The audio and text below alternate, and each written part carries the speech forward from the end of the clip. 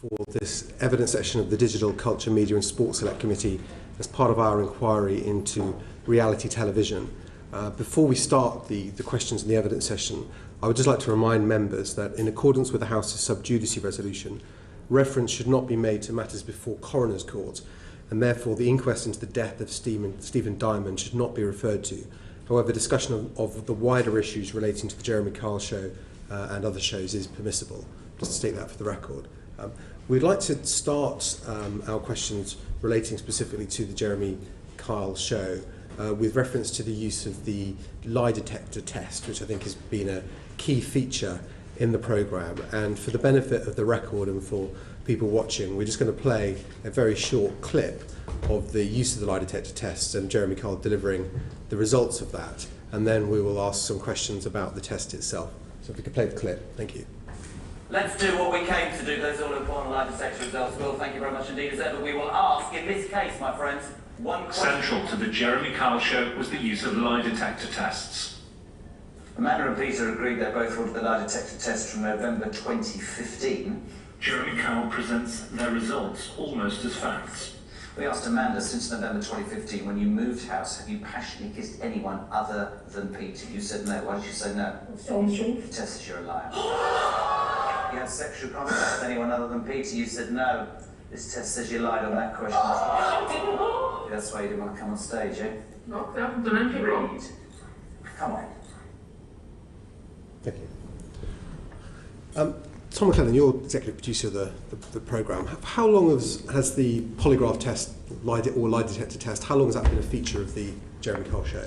So the show has been on air for nearly 14 years. We've recorded over 3,000 episodes, and the lie detector has been a part of talk shows in Britain probably for over 20 years and on talk shows all around the world, but since the beginning of Jeremy Kyle. Since the beginning of the show? Yes. How accurate do you think the polygraph test is? So we've always made it very, very clear to the viewers and to the participants of the show that the lie detector is not 100% accurate. We've always felt that that's incredibly important. So before the guests even come to the studios for recording, we'll make that point.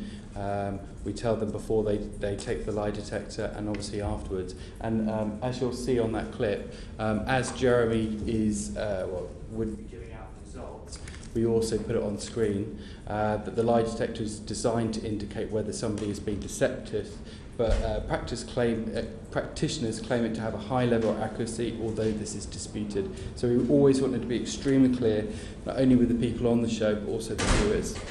Yeah, so you're quite right. In the contracts the participants of the show sign, it says it's not guaranteed to be 100% accurate, and the company that does the test says that on its website too. But how accurate do you think those tests are? I understand you think they're not 99% accurate, but what level of accuracy do you believe those tests have? We know they aren't 100%, and so that's why we've always been incredibly clear with the people coming on the show before they were filmed and before they took the test and to the viewers. So I'm sure you're aware that the Dispatches did a programme about Jeremy Kyle's show. In that, Professor Ray Bull of Derby University said he believed even in sort of perfect conditions with a trained expert using the machine, that the test was at best a 66 to 70% chance of an accurate score. I think if you ask different experts, you'd get different opinions. So that's why we were always very clear to make sure that everybody was aware that it wasn't 100%, and that's why we came up with that disclaimer. Yeah, but the disclaimer doesn't really mean very much, does it? Because not 100% might mean nearly 100%, but there might be some minor discrepancy. Professor Bull's estimate is that 2 times out of 3 the test is accurate, but 1 times out of 3 it's wrong. And that's quite a big difference, isn't it? Well, like I say, if you ask different people in different, I've worked in other countries on lie detectors, and if you ask different people, you'll get different opinions. So we felt it was incredibly important, and I can't stress this enough, to make sure that every single person who had a lie detector was fully informed that it was not 100% accurate. Yeah, but not 100% and maybe only 2/3 right is a massive difference. It's a massive difference in the way that's perceived. And as you'll have seen, and the reason we wanted to play the clip Jeremy Cole's choosing his words carefully. He's not saying you're a liar, he's saying the test says you're a liar. But nevertheless, it's not the test says you might be a liar, or the test said you might not be right. It's being presented black and white, you lied.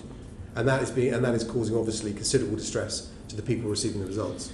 I think we've got to remember that, the people that appeared on the show, were the viewers, and they used to, were a good proportion of the viewers, and they would watch the show on a daily basis. And when we were going through all our procedures, we would ask them, have you ever seen the show? And they would always come back and say that they had seen the show and they'd watch it on a regular basis. If they hadn't seen the show, that would be a huge flag for us. So they had watched the show, they had applied to be on the show, they had also wanted to take a lie detector, they had seen the show, obviously they knew of Jeremy's presenting style, they knew the accuracy because we'd made it very clear, so they were completely fully informed by the time that they were appearing on the show. Have you ever, of the company that does the test, have you asked them what they believe the accuracy rate is?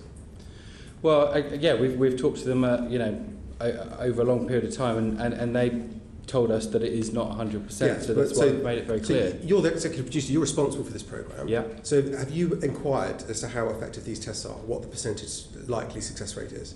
Yeah, which is not 100%. Beyond that, have you said, okay, not 100%, so what is the actual percentage? Because I've got to be responsible for this programme. Well, no, as I said to you, if you ask different examiners, you get different opinions. So what's the range you've been told? So because we would get different opinions, we felt it was incredibly important to make sure that everybody was informed that the test was not 100%. Okay, what's the range? What's the range then? If you said we've had different opinions, so what's the range of opinion? We could talk to 5 different examiners and get a range of opinions and send them on to you. Have you got those figures? I haven't got those figures. Do you not know? Do you not know actually? I know that it's an 100% show, and we made it very clear to everybody, including the viewers. This is pretty fundamental to the programme. Do you not know what the range is? You don't have that information in your head? I don't have the information in front of me now. I find that astonishing, actually, because this is, become one of the most criticised elements of the show, one of the most controversial, one of the things that causes the most amount of stress. It's presented as fact. It is disputed how good the technology is, but you don't know yourself what the range is in terms of the likeliness to get a true and accurate reading out of the test. I think we knew it wasn't 100%. We put on screen to the viewers, we would tell the contributors that the lie detector is designed to indicate whether somebody is being deceptive. Practitioners claim it to have a high level of accuracy, although this is disputed. Yeah, but you can't define what high level of accuracy is. I am other than not 100%, but 50% is not 100%. I am not a lie detector expert, so what we would do is... No, but you are responsible for this programme. You are the person who's responsible for this programme. This is a key feature in this programme. And I think if you're using that, and if you were being responsible, you would know the answer to that question. Like I said, I'm not a lie detector expert, so we would hire in a lie detector expert. They would do the tests, they would come up with the results, and then the results would be given to the producers, which would then be given to Jeremy. We wouldn't get involved with the actual lie detector test. Okay, well, you commissioned this. I think if you don't know the answer to that question, you can't say what the range is of the likely accuracy of those tests. I think that is irresponsible. I think it's disputed, so it's very difficult to come up with that figure. I understand it might be disputed, but I've asked you what the range was, not necessarily to pin yourself on a particular number, but to give an idea of the range. I'm disappointed that you can't do that. Where are the tests done? So they would be done in rooms in Media City, and like I say, it would be done away from the production by an expert. And when would they, in terms of what's the time difference between the test being done and the results being given to the person who's done the test as they were done in that clip? So normally the test would be done probably the day before. Sometimes it would be done the day of record. Okay. So would it be useful if I explained the production process of how the show was recorded on a... Well, we'll come on to that as we go through, but at the moment I just want to focus on this bit. We've got a range of topics we want to discuss. Yeah. So, it's not secret information. You read up on the way polygraph tests are done. Obviously, a machine can't tell whether someone's lying. It's reading bodily functions. It's reading heart rate. It's reading perspiration rates. So, how likely do you think that test is going to be accurate when this has not been done in a controlled environment, but someone who's away from their home, staying in a hotel at Media City, maybe on the day they're going to make a television programme where they're probably quite nervous and quite anxious about that? How likely is it, do you think, that they're going to give a calm, measured reading in that test? I think, we got experts to take the test. and I think that the contributors were fully informed beforehand of what the test involved, and they would have asked us to appear on the show and to take a lie detector test. They may have been informed. They were told by you that this is an expert who can do the test, and it's not 100% accurate, but experts say it's accurate. They don't know how accurate it is. They're not doing it in controlled conditions. They're doing it in a makeshift facility on the day potentially they're going on a television programme when they might be feeling quite anxious. And the people who are doing the test, are they people that just work for the company that own the equipment? Yeah, we employed professionals to take the test. And so obviously they work for a company. I know it's a company that I think it's called UK Lie Detectors or something like that. Company. Yeah. They're based in Manchester as well, aren't they? I think. I think their offices potentially might be in Norwich actually. Oh, okay. But I'd need to check that. Okay, but the test's not being done in like a controlled medical facility or research laboratory, or it's being done at Media City. And the people doing it, they have medical qualifications. They're doing the testing. I don't think they've got medical qualifications, but they've got qualifications in lie detector. Is there a body? Is there an organisation that issues qualifications in being a lie detector tester?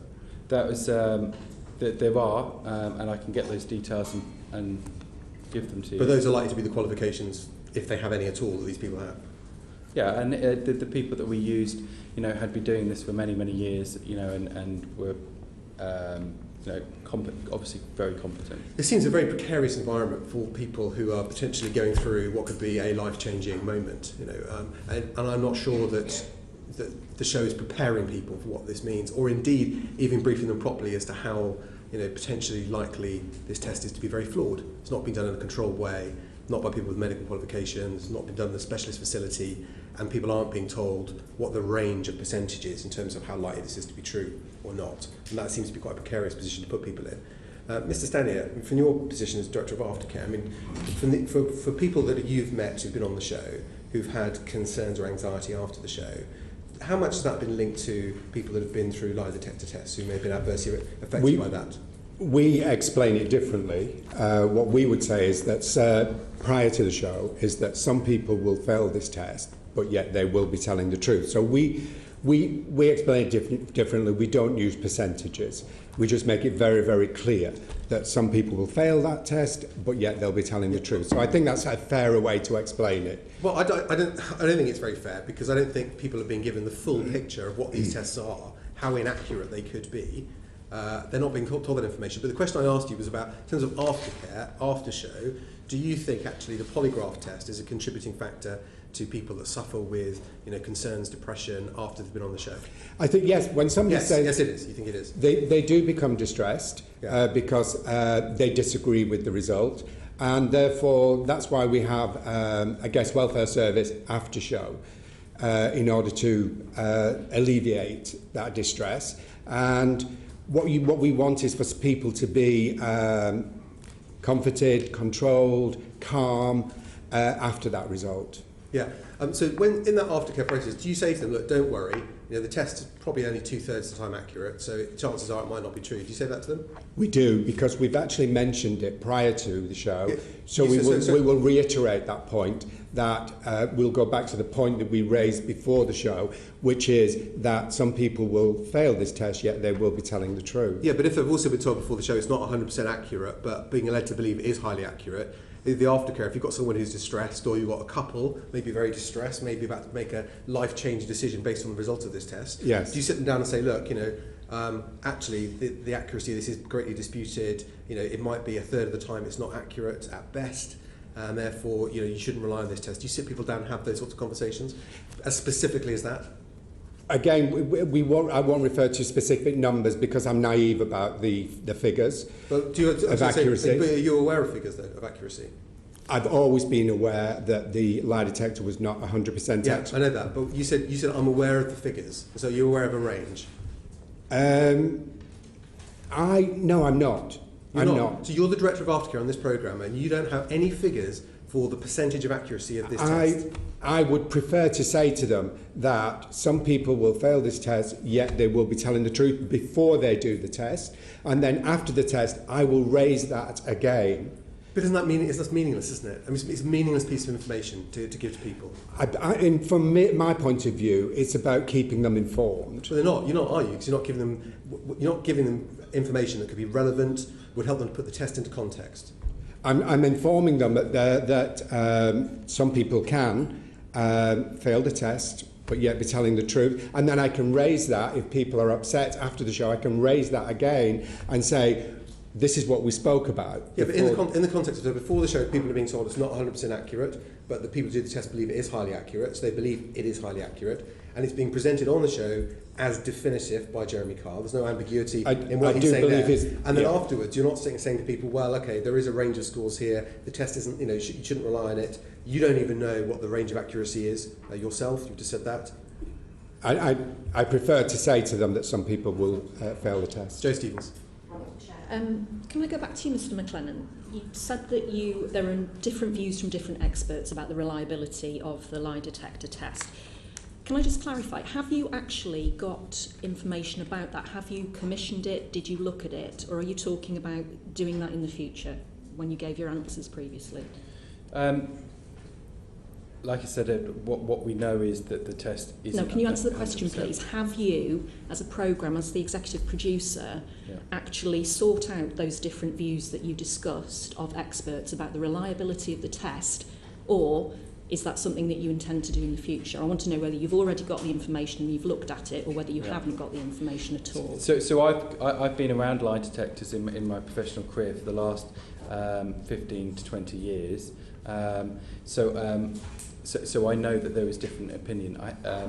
So I'll ask you the same question that the chair asked Mr. So this is why I was very... What's the range? Yeah. Well, this is why we wanted to make it clear to the contributors and to the public that it was designed to and practitioners claim it to have a high level of accuracy, although it's disputed. We felt it was incredibly important to get that point across to the contributors. Right, so you can't tell us what the range is because you don't know what the range is. Plus the viewer. Yeah, so you don't know what the range is. Well, we know it is disputed. You don't know what the range is, do you, Mr. McLennan? Because otherwise you'd tell me. Yeah.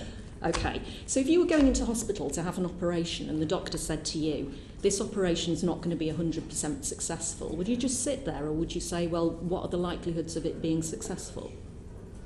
Well, I think what we did is we gave the information to the contributor, and they decided, like I said earlier, they applied they watched the show, they'd applied, and they gave informed consent to come on the show, and also they wanted to take a lie detector. How can they give informed consent if you don't tell them what the accuracy of the test is? You can't just say it's not 100% accurate, because that could mean it's 1% accurate or 99% accurate. How can they give informed consent in those circumstances? If we'd given a percentage, that could have been more dangerous, because I think if we'd spoke to different people, we would have got different percentages. So we felt it was very responsible to give this, which is that it's not 100%, because we wanted the people to be informed before they took a lie detector, before they went on the show. So why is the premise of the entire show based on an exercise that is obviously flawed, that's inaccurate? I mean, it's the premise of the show is fake, isn't it? No, I think one thing I'd like to say is that the show actually dealt with lots of different issues, and sometimes we'd do, shows about, inspirational children and different things. And yes, we used to use the lie detector. I think when you go onto kind of YouTube and you see the show, you'll see the most conflict moments of the show.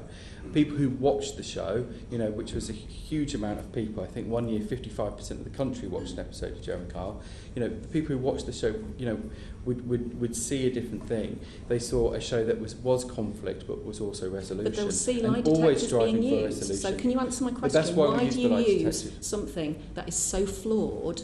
Yeah. As a premise? Okay, maybe you might not agree with me that it's the central premise of the show, but it's a significant part of the show. Why do you use something that's so flawed? And why do you not tell people how flawed it is in specific terms? Like I said, we use different tools. So the lie detector is one tool, to try to get to resolution. We use DNA testing. We'd also put people in rehab, in-house rehab units, to try to help them with drug and alcohol abuse. So there was a range of different things that we would use, and lie detector was one of them. But I think the most important thing was that, we felt that our duty of care was really important, and that we needed to make it very clear to the contributors and to the viewers that the tests weren't 100% accurate. You have a very, very unusual view of the concept of duty of care, Mr. Clennon. Thank you. Yeah, I appreciate there are other aspects of the show, but I think we all know if it wasn't for the lie detector test, we might not be sitting here today. Clive Efford. Yeah, just very briefly, in the light of your answers regarding the accuracy of the lie detector and the fact that you accept that there is a significant amount of disagreement about the accuracy, that clip we just saw, the way that the results were presented to that participant, do you still consider that to be appropriate? I think, obviously, we did not pick that clip. But watching that clip now... Well, you dispute that it exists. You don't... It's broadcast, yes? You accept that? We watched the... just watching the clip there, I think Jeremy, did have a strong opinion about the lie detector, so that's why we also felt it was so important to make it very clear that it wasn't 100% accurate, and that's why we put it on screen as he was giving the results. And so what did you take from him implying that when he waved the card, that this is the reason why you wouldn't go on the stage? What was he indicating there, do you think? Well, I think, like I said, Jeremy's got a very strong view, so he obviously believed in the result there, and he was saying that to the contributor, so that's why we needed to make it very clear. And you said that you've been in association with programmes that have used lie detectors over 15 years or so in a previous answer. Other than in reality TV shows, where have you used lie detectors? Only within television. So ITV wouldn't use lie detectors on their own employees, for instance? I don't believe that has happened, and I think they wouldn't think that appropriate. Pardon, sorry? You don't think that they would think that appropriate? Well, it's okay for reality TV. I don't believe that has happened, but I think every single contributor on any show that has had a lie detector, is been fully informed and has also, agreed to take part. Okay, Mr. Stanley, in an earlier answer, you used the term, and you did it twice actually, that if a participant disagrees with the result. Is that a pejorative term? No, it will happen in terms of the result comes out and they say that they disagree with it. In terms of they fail the result, they fail, and they'll say, no, I was telling the truth. But are you not indicating there that you believe in the accuracy of you accept the accuracy of the lie detector, and therefore people are disagreeing, but they're not right in disagreeing? I accept that and this is definite, the language that I use with guests, that some people will fail that test yet be telling the truth. And I totally accept that I don't know the percentage of success or the percentage of failure. I'd rather work with guests in that way. Okay. Okay, leave it then. I just wanted to, Mr. McLennan, something you said. I think you said Jeremy Kyle felt strongly about the test. Is that correct? Yeah, to my understanding, he strongly believed in the test. Yes. So he believes in the tests themselves. Does he believe the test is an important part of the show? Yeah, I obviously can't talk for Jeremy today, but my understanding is that he did believe in the test. So, but I think it's just interesting because it's been suggested to us that Jeremy Carter's just a presenter of the programme and doesn't really have much of a say in the format of the programme. But I think, but clearly you believe that he thinks this is an important part of the format of the show. I mean, it's one of the tools that we used, and I believe that Jeremy believed in the test. Okay, Giles Watling. Yes, just like the overriding impression given by the show is that the lie detector is definitive. That's the impression that's given. I mean, otherwise you kind of wouldn't have a show. We're talking showbiz here, and it has been described, the show, the Jeremy Kyle show, as a sort of form of bear baiting. And one of the questions that comes to mind. Well, first of all, I'd like to ask you: has there ever been a case where somebody has failed the lie detector and has subsequently proved that the lie detector test was wrong? And if that has happened, has it been publicised, and have you, as newspapers do, printed a retraction? I cannot recall a case right now of that happening, but I can look into that and write to you after this. All right. Because I don't, I want to make sure that I'm giving you the correct information. It would be interesting to find out. But then that brings me on to the guests' understanding of what they're getting into. Yes. And it occurs to me, I have a career in show business. I understand how it works, and as an actor, I had a union behind me, equity, and I had an agent, and they had entertainment lawyers, so I had the backup. You're picking on members of the general public who don't have that sort of backup. They are not professionals in their arena. And you've got people whose, for many reasons, whose understanding of what they're getting into might not be as deep as perhaps mine might be. And you are then, to a certain extent, would it be fair to say, exploiting that, because you are then presenting them with someone who has the razor-sharp mind of a barrister and can tear them apart in public, which is part of the entertainment, in the sort of Roman Colosseum-like way. Would you say that's a fair assessment? I wouldn't. I don't believe the people that came on the Jeremy Kyle show were exploited. I think, to talk about the process, I think, we did take our duty of care incredibly seriously. And I think that what we would do, is 99% of the people that applied to come on the show applied because they were watching the show on a daily basis. They had a problem and they wanted to come on the show. They would apply directly to the show. They loved Jeremy and they wanted to hear his advice. I know some people, will watch the show and see clips and think, we'll find that hard to believe. But the truth is that the people who were watching the show, watched on a daily basis and they wanted to come on the show and they wanted to hear Jeremy's advice. It's an interesting so thing then we said. went... Go on. It's an interesting thing you said there, was it that they have a problem. Are you not in some way exploiting the fact that they have a problem? But I think just because somebody's got a problem doesn't mean that they're being exploited. I think the fact that they want to come on this forum and, talk about their problem, and the show was, yes, it was conflict, but it very much was resolution as well. We were always striving for resolution. And we did have proper systems in place that beforehand, 90% of the people that applied on the Jeremy Kyle show did not get on the show. And it was because we would go through lots of different checklists with them, and if any flags came up, we would pass them to the aftercare team, which really was more of a guest welfare team, and they would be spoken to. And if there was any point in the process that they felt that they shouldn't be appeared on the show, the producers didn't override the aftercare team. They would absolutely be listened to. If Graham said that person cannot come on the show, then that person would not be on the show. And then the aftercare would carry on throughout. It's interesting, the clip that you showed earlier, I could actually notice there was 2 mental health nurses in that room, while that was going on. And then afterwards, there would be aftercare afterwards, and there would be, counselling put in place, and we would keep in contact with them. So, the guests who come on your show are in a bad place to start with. Well, no, they would have a problem. They would have a problem. We're going to come on and talk a bit more about the aftercare and the guest selections. We might do that at that moment, if that's okay. Thank you. Ian Lucas. Can I just clarify, first of all, the show is an ITV production, and you are the person in charge of the production. Is that right? Yeah, so I'm, sorry if I didn't make that clear. So I'm Director of Entertainment North, so I am in charge of many different programmes across lots of different genres, including factual and current affairs and different things. And also we have daytime output, and I was one of the executive producers of the Jeremy Kyle show. So the researchers who are speaking to contributors to the show, are they employed by ITV?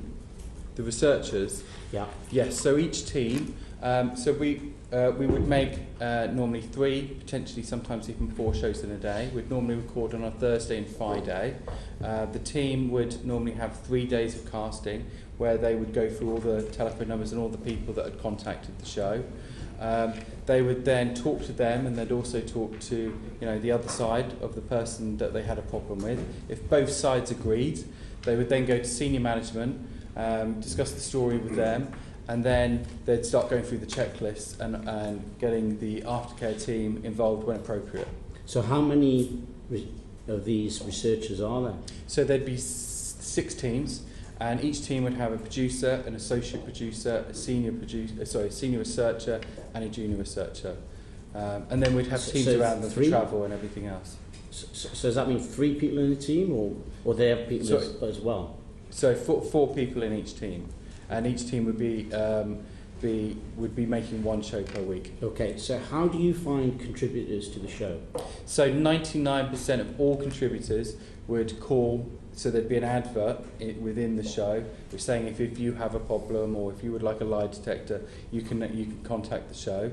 So 99% of people would contact the show. Occasionally there'd be maybe social media adverts or that kind of thing, but we didn't kind of streetcast or anything like that. People would apply to us. And like I said, if somebody wasn't a regular viewer of the show, then that would be a huge flag for us. So you placed social media adverts, for example, on Facebook? I believe that, yeah, time to time that would happen, but normally it would be through the show. So in one of the checklists, which is from the show, you ask a specific question. Did you get in touch with the show after you saw an advertisement on Facebook? So why did you ask that specific question? I think if above that, the question above that is actually are you a regular viewer of the TV show? And then we come to that question, which is just so we're fully informed. So we're fully informed of where that person came from, because if they didn't come through the normal way, which is 99% of people through contacting through the show, we'd want to know the fact that it was through social media. So why did you say Facebook? Why didn't you say on social media? I think I'm not quite sure. I think it's because Facebook was. Is it because you advertise on Facebook? Well, no, I said that I think there has been adverts on Facebook. Yeah, but you specifically ask about Facebook specifically. So do you advertise on other social media platforms? I'm not aware, but I would need to find that information out. So do you know what sites you advertise on Facebook on? When you go when you're advertising on Facebook, how do you decide where the adverts are going? Well, like I said, to my knowledge, 99% of the people are coming through the television show on a trail. Aren't you targeting? Sure. You're targeting people on Facebook, aren't you? Yeah, but I like I say, is that yes? Not many people come on the show through Facebook. Well, why are you asking specifically about Facebook in your questionnaire? Because I think we would want to know if they didn't come through the normal route, which is an advert on the show. Can I suggest that you're targeting individuals on Facebook? Isn't that the truth of the matter? No, like I said, 99% of people who came on the show would apply through the show. We'd ask them if they were regular viewers, so we knew that they were informed with the presenting style and also the content of the show. Were you trawling for contestants on Facebook? Like I said, that I believe there were adverts that would go up on Facebook, but 99% of the guests would come through the show. So did you have a shortage did you have a shortage of applicants to go? You said 90% of people don't get on the show. You said yeah, we believe around 1,000 people would be would apply to be on the show a week, and then 90% of those would not appear on the show. Okay. So why are you advertising on Facebook? Well, because if that was happened, because obviously it's a show like any other daytime show that's trying to get a range of stories and topics. So are you micro-targeting advertising? I don't believe we were, because I think the advert that we were putting on for people with particular issues and particular problems. Well, we were looking for people who had a problem that they would want to resolve in that forum. So you were going out there and looking for people with problems. You were advertising for people with problems. I can only give you the same answer, which is 99% of the people who came on the show would be through the advert on the show. Do you think that's responsible? To advertise for people with problems, to micro-target? Well, we were advertising for people who had seen the show and would like to appear on the show. Okay, can I ask you about Mr. Kyle's involvement in the show? Yeah. And what his role is? Is he involved in scripting meetings on the show? Scripting meetings? No. So I could tell you Jeremy's involvement. So he would normally come up either the night before or the morning of record day. We would normally record on a Thursday and Friday. And then he would come to a briefing on the Thursday morning. We would go through all the notes of the guests that we had taken the night before. We'd go through a synopsis. Graham would be in the room. We'd talk about if there was any concerns. But that would be the first time he would hear the stories that would be on the show that day. So would he only meet the participants on the day of the show? Yes, he would. Yes. Does he have preliminary meetings with them to discuss their particular problem? No, the producers would have those conversations, and the aftercare, actually, which is really important, actually, is would do a face-to-face of the morning and meet all the contributors before they went on the show. And even at that late stage, which did happen occasionally, if there was any concerns for a guest welfare, then then we would not go ahead with that participant or story. So did Mr. Kyle himself meet with the individuals before the show? No, he didn't, no. Okay. In the notes that you send to participants in the show, you're talking about the notes that are collected from the participants. You say, with these notes, Jeremy is better equipped to advise and offer as much help as he can to resolve whatever problem or issue you may be facing. So does Jeremy offer advice and help to contributors? So yeah, people would come on the show because they'd seen the show, and the show was conflict resolution. If it was a conflict resolution show, they were coming on, and Jeremy would strive to find resolution for that story. And then after that, Graham was quite often on the show because we tried to make a big point that this was something that was very important to us on the show. But even after the cameras, obviously, and the show had finished, then Graham and his team would step in and also try to put together any aftercare that we felt was important. But the notes don't say that. You see, they don't say our team is better equipped to advise and offer as much help as he can. It says Jeremy is better equipped to advise and offer as much help as he can. Right. So when does he give advice and offer as much help as he can? At what point? So viewers, is that during the show? Yeah, no. If viewers of the show, who watched, loyally every single day, will absolutely know that yes, there was conflict, but there was also resolution, and that was important. And he would be striving for resolution. Okay. So the viewers. Let me talk about the clip. You're on. Yeah. What offer and help did Jeremy offer in that case? So he was. What assistance and help did he offer? So we obviously didn't see the end of the story, but he any viewer, anybody who watches it knows that Jeremy is always striving for resolution at the end of the story if it can be achieved. Sometimes it definitely couldn't be achieved, but he would always be trying to get resolution. Right. Does he offer any advice and help after the show? Is he involved in talking to people after the show? No, that would be more than Graham and his team, which is, not just Graham. He's got, there's 4 on your team, isn't there? 4 people, and they would be involved in that afterwards. Right, so the only advice that he offers is during the show? That's correct. Yes. So, I don't think the statement's true.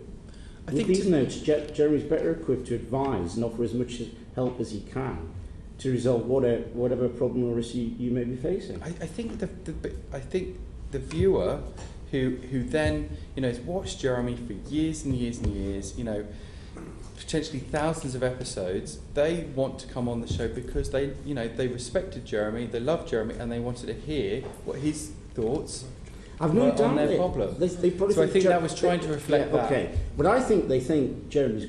They have a positive impression of Jeremy. That's why they want to be on the show. Yeah, of course. But what the notes say to them that you provide is that he's going to offer help and guidance to them, whereas in fact what he's doing, he's putting them on the telly.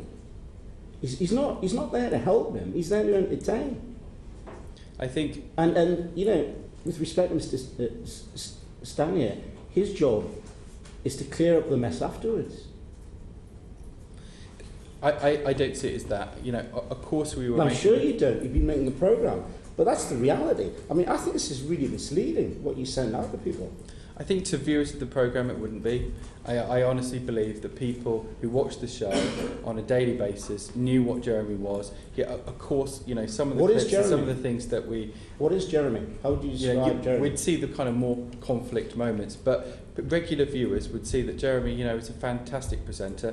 They wanted to come on the show. They wanted to talk to Jeremy. They wanted to hear his thoughts on their relationship problem or whatever the problem might be. And that's why they applied. And if I may just add, just to echo Tom's point here about it was at its heart a conflict resolution show and a relationship show, and people did proactively apply in the hope of fixing some disputes, getting to the truth, seeking help. And that I know firsthand, as the head of ITV Studios, how seriously duty of care was taken around informed consent, around being fit to participate, people being treated fairly. In this almost 15-year period, 20,000 people have appeared as guests on this show. 3,000 episodes have been made, and in that entire time, there have only been 5 Ofcom complaints upheld against the show, 3 of which were about language, none of which relate to the actual duty of care or the unfair treatment or the health and welfare of guests. In fact, of that 20,000 number, only 7 guests in the entire history have complained to Ofcom, and none of those complaints have been upheld. And I think that is a testament to the seriousness of the duty of care, the seriousness with which duty of care was treated. Have you read these notes? Have you read these notes that I read out? So you're addressing it to me? Yes, I am. I'm addressing it to you, Mr. Bellamy. Yes, I have read them. Right, yeah. And I'm going to read them again. With these notes, Jeremy is better equipped to advise and offer as much help as he can to resolve whatever problem or issue you may be facing. Do you think that's a fair representation of what Jeremy does? I think it's an absolutely fair representation of what happens in the show, and that the people who applied to be on the show... It doesn't say the show, it says Jeremy. Well, and it says Jeremy because you're trying to encourage people to come on the show, because Jeremy's going to help them. Not the team, Jeremy. Use the word Jeremy. People were very, very clear about the nature and content of the show. Well, I don't think this is clear. I think this is misleading for vulnerable people who you've targeted. Do you know about the Magro targeting? That does not capture, that is one document that does not capture the totality of the conversations that are had with the guests. So you don't think it's accurate? No, I'm saying you can't judge the programme on the basis of that one sentence. I'm saying that you have to look at the totality of it, and I would again argue that of 20,000 people that have appeared in this show, there's never been an Ofcom complaint upheld about unfair treatment of guests. Do you know about the advertising on Facebook? It's a relatively standard practice to advertise in that manner across social media for programmes. Can you tell us where you targeted and what instructions you gave to Facebook about where they should place these adverts? No, I can't, but I'm... Can you come back to us and tell us? Of course I can. Thank you very much. Thank you. Julie Elliott. Thank you, Chair. Mr. Bellamy, that sentence that Mr. Lucas has read out, would you say that is a true sentence or a false sentence? Sorry, which sentence are you referring to? The sentence he's read out to you about Jeremy personally helping people solve problems. Is that a true statement or is it a false statement? Well, I think if you watch the show... Is it a true statement? Yes, in the show it is a true statement. You think that is a true statement? Well, if you watch the show, it's self-evident that that's what he does. I simply want an answer. You think that is a true statement or a false statement? Thank you. And can I just ask you about lie detector tests, going back to... Do you know what the percentage of accuracy is on lie detector tests? Because you were the big boss of this organisation. Do you know? I know, echo what Tom said, which is that they weren't 100% accurate. Do you know what the range is? I don't. Thank you. If we move on to some of the information that we've released at the start of the hearing today, which your company provided us with, There's a lot of information about whether there's assessments of whether any support may be required from our aftercare team. We've already heard in evidence this morning that the aftercare team is not really the right description of the team. I think, Can I ask the question? What I'm concerned about is what pre-going on the show care is given to individuals. Yeah, the aftercare party is about after the show, and the other, they're all the same members of the team. Guest welfare, the production team will refer people where there are concerns, and then there will be... so is there any face-to-face sit-down meeting with there any is, person? but not at that point. At the point before they go on the show, is there any individual assessment of the person from anyone who is medically qualified? They are specialist mental health nurse practitioners, and they will do face-to-face before show. So if we move to this Jeremy Kyle show checklist document that you provided us with, on page 6 it says read out, and it says we require the following medical information due to the nature and subject matter of the programme, and in order to ensure that we meet our duty of care to you as a potential participant in the programme, including providing suitable access to filming venues. That's fine. There's then a series of boxes. The series of boxes, the questions in the boxes, are they posed verbally or does the person read those? Is this on the guest welfare continuous assessment? This is on the document that I said it was called the Jeremy Kyle Show Checklist. That's a production document. Right, so who goes through that with the individuals? So the researcher or associate producer or producer would go through this, and then as soon as there was any flags, then it would be so nobody with any medical qualification would go through that. It would be gone through by production, but then so they don't. If anything, I presume they don't have medical qualifications. I think my reading of that list is it looks like it's like a call list that a casting researcher would go through on the phone with someone. Is that correct? Yeah, that's why. Yeah. But there's scripting and everything to make sure that everyone's saying the same thing. So where I've read that bit out on page 6. Sorry, we were struggling to find it. Page 6 of that document. Okay, yeah. Halfway down it says read out. Yes. And I've just read it out. We require the following medical information. Yeah. Yeah. And there's a series of boxes below. The boxes below, are they read out? Yes. So the one I'm particularly concerned about is, do you have dyslexia or difficulty reading and writing? That's read out to the individuals, is it? It's read out, yes. And the answers that come from that, if somebody says, no, I'm fine, or yes, I'm fine, is any further pursuant of that done with the individuals? So, ID paper. So that was mainly that the main flag for that would be because when we go through the consent forms and everything else, then we'd be made aware of that, so we could go through more fully with it. So what I'm concerned about here is what assessment is your, whether it's researchers or anybody else, giving to the people who have applied to be on the show and have got to this stage. About their understanding, their level of language skills, their understanding of their literacy skills, their understanding of the comprehension of what, having read some of these documents, are quite complex legalese documents that I would suggest the average member of the public wouldn't necessarily have a huge comprehension of. Is there any assessment of that done at that point? So I think, it's all part of a longer process, because every single conversation we're having with them, it's kind of building up to the informed consent. And obviously, you're absolutely right, with the dyslexia comment there, the reason for that is because then when we go through some of those forms, we know that we need to kind of go through them more verbally than maybe, written. But this obviously gives a snapshot. But, on the day, Graham and his team would also do a face-to-face assessment with every single person.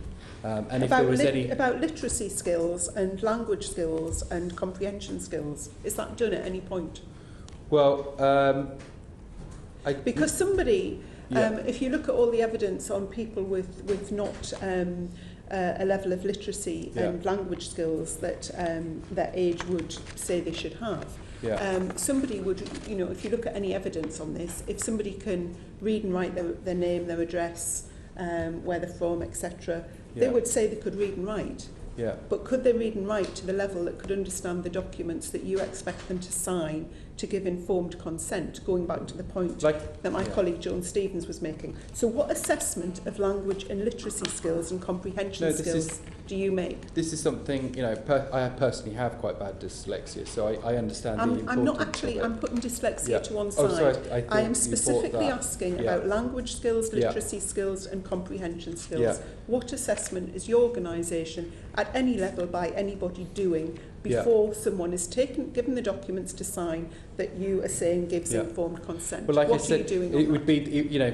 the conversations from the very first conversation till the moment that they appeared on the show would be lots of conversations, and obviously the checklist and forms would be gone through with them. If there was a worry that somebody wasn't you know, understanding properly, then obviously this is something that would be discussed, but it's very case by case. But so I do see your concerns. What would flag a concern to you? If somebody, you know, like I said, that was why it was very important to do a face-to-face before, you know, because with the best will of the word, you know, all the forms in the world, you know, might not pick things up. You know, sometimes a face-to-face was the best thing, and that's why I was saying that even at that late stage, and we'd hope through all of our checklists and procedures, and actually just to really make clear, the procedures, you know, constantly evolved. You know, this isn't just a procedures that we put in place 14 years ago and thought we'd done our job and let's carry on with them. I mean, on so can I sometimes just draw a you monthly back basis, to this? we'd move. Can I draw you back to this question? Fine. I just think it's quite important to. If someone said the language school, if somebody answered yes to that they're fine, would any further questioning or assessment be made of somebody's language literacy and comprehension skills? I think it would have happened throughout the process of conversations and on the one-to-one. How? But it's something that, you know, obviously, you know, did concern me, and it's something that we, you know, I feel we took very seriously. But I can see where your concern is. But how? You're not answering my question, not telling me in any way, shape or form where you're assessing these skills. I'm trying to explain the process, you know, so the process from the very first conversation, you know, would be, if any flags came up through the checklist, you know, it would be passed on to the duty care team, the aftercare team, who would talk to them about a range of different issues. But if somebody answered that question, do you have dyslexia, difficult reading and writing? If they said no, I'm fine, would any further assessment be done of that person? Straightforward question. Well, potentially not, but there would still be conversations going forward that we would hope, you know, would pick up. And the conversations would specifically ask about language literacy? I'm not sure, I can't say it specifically would, but there would be conversations and a face-to-face with the team before they went on the show. You keep physically gesturing to Mr. Stanier. Mr. Stanier, what would follow? If somebody said they could, they had no issue. You know, you've highlighted something there. I think that because it does not say refer, then you have highlighted there that, or identified that needs to happen. They need to refer to aftercare, who then can do an evaluation on that. But if somebody answered that question, that they can read and write and they haven't got dyslexia, that wouldn't come to you, would it? No. So there would be no further conversations, would there, Mr. McLennan?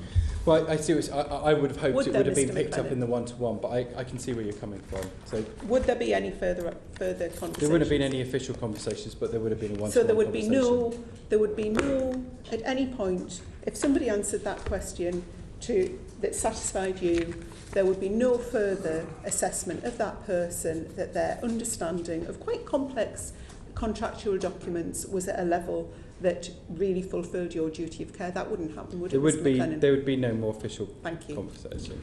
Joe Stevens. Chair. The checklist that Ms Elliott has referred to, obviously this is all self-disclosure. Yes. So you ask the contributors to the programme, they give you information. It strikes me as a little bit odd when a lie detector test is a big part of the programme that you rely entirely on self-disclosure from contestants. Do you not think it's odd? The premise of the programme is whether or not people tell the truth, isn't it? So, and you're relying entirely on self-disclosure here? Well, yeah, I mean, part of the process was obviously the checklist and the conversations and everything else. Part of the checklist was also talking to friends and family that were connected to the contributor, and in those questions we'd be trying to check to see if the information that they're giving to us is correct. So I could, yeah, it was self-disclosure, but we also talked to friends and family around them. Right. So, for example, on other ITV programmes like Love Island, confirmation from a GP, for example, is asked for about a condition, maybe, you know, this self-disclosure about a condition. Why don't you do that? So, I think Greg can probably talk more about that as the head of Aftercare. I think self-disclosure is, there's no reason to, for me anyway, to believe they're going to be dishonest. Self-disclosure is, yes, they have to be honest in their self-disclosures. And I know this is a sad reflection because some people don't have GPs and some people don't attend GP practice. And whilst on the one hand it may come across as that we're improving a service, that unfortunately is a reality. Okay. So, of the contestants that appear on the show, do you know how many don't have GPs? Do you ever ask them if they've got a GP? I work a lot in addiction, and a lot of the addicts that I speak to, that I send to rehab, it's very difficult. So in a year, I'd probably, I'm just looking at that group. That group is probably the group that would inform me that they don't attend a GP practice.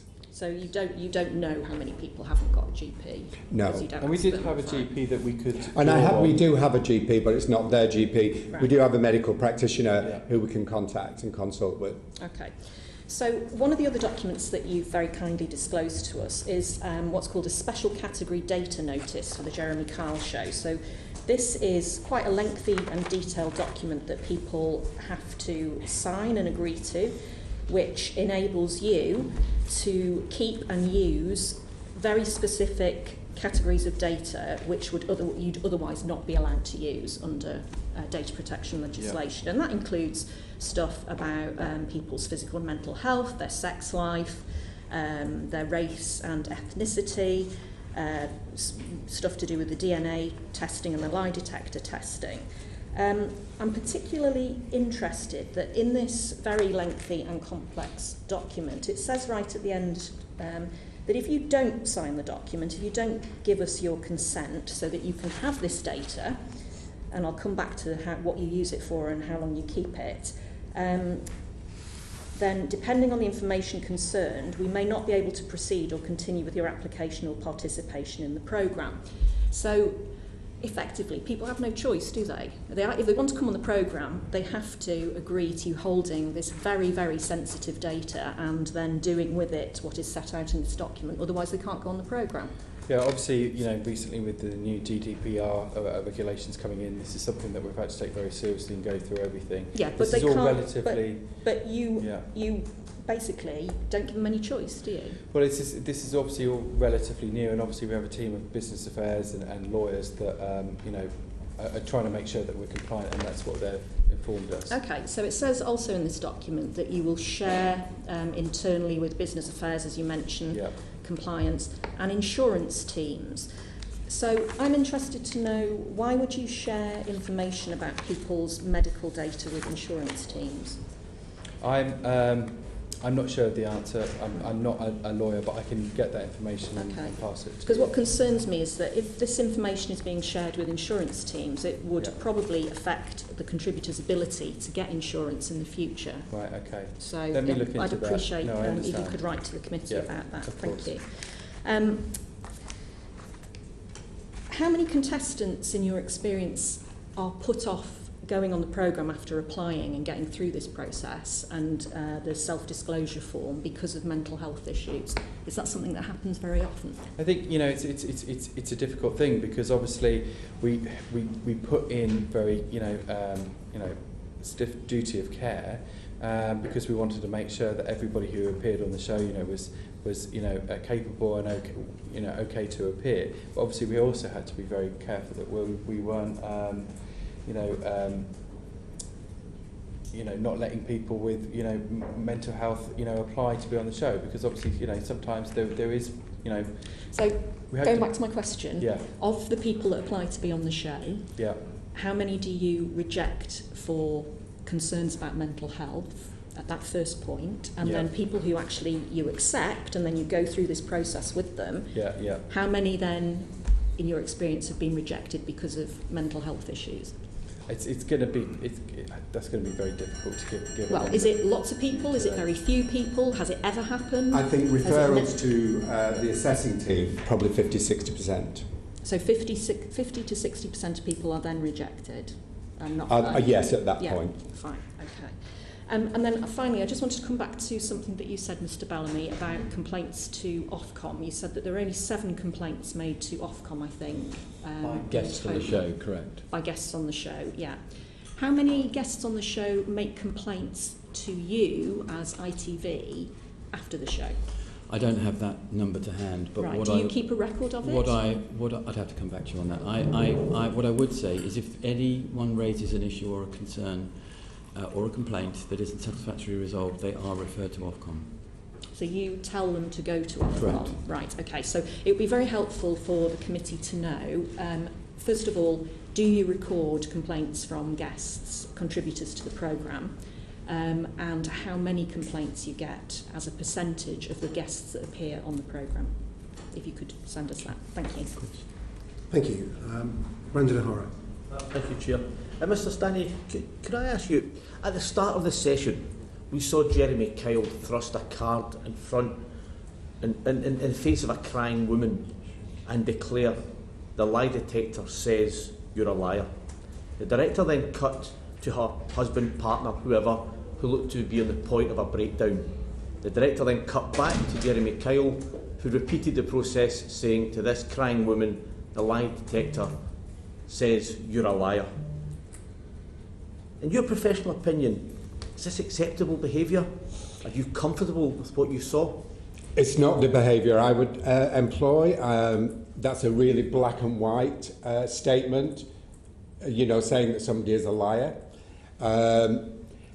In terms of the 2 contributors, there were 2 members of Aftercare, and I think the example there was that there was someone sat with the female on the sofa, and they were there because they didn't want to be on the centre stage. So they were taken into that room, and then it was a very calm environment. And then as her partner comes in, there is another member of Aftercare coming behind him. Yeah, I saw all of that, and I'll come back to the people who were there in a moment.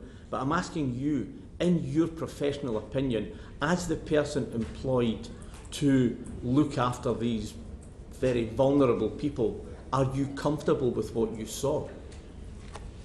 That is the presenter style, and I have... I know it's his style, and I'm aware of his style, but are you, as a professional, comfortable with what you saw? I'm responsible for me. I'm responsible for me and my behaviour. I can't be responsible for the presenter's behaviour. What is your role then? If you're only responsible for yourself and you're not responsible for the presenter or the production, I'm responsible for me, and I'm responsible for the guests, and the presenter. The responsibility for the presenter lies with production. Right. Okay. I'm very unclear as to what your role is. Then I imagine that you would be an integral part of the production team, hired as a professional to say yes, no, you can do, no, you can't do. But that's clearly not your role. No, that is my role. That is my role. But then, in the moment, I think he becomes passionate. I think he becomes opinionated, and he will deliver in that way. And if people are uncomfortable with that, then I think that's a production issue to address that. Okay. Well, let's talk about that specific incident we saw.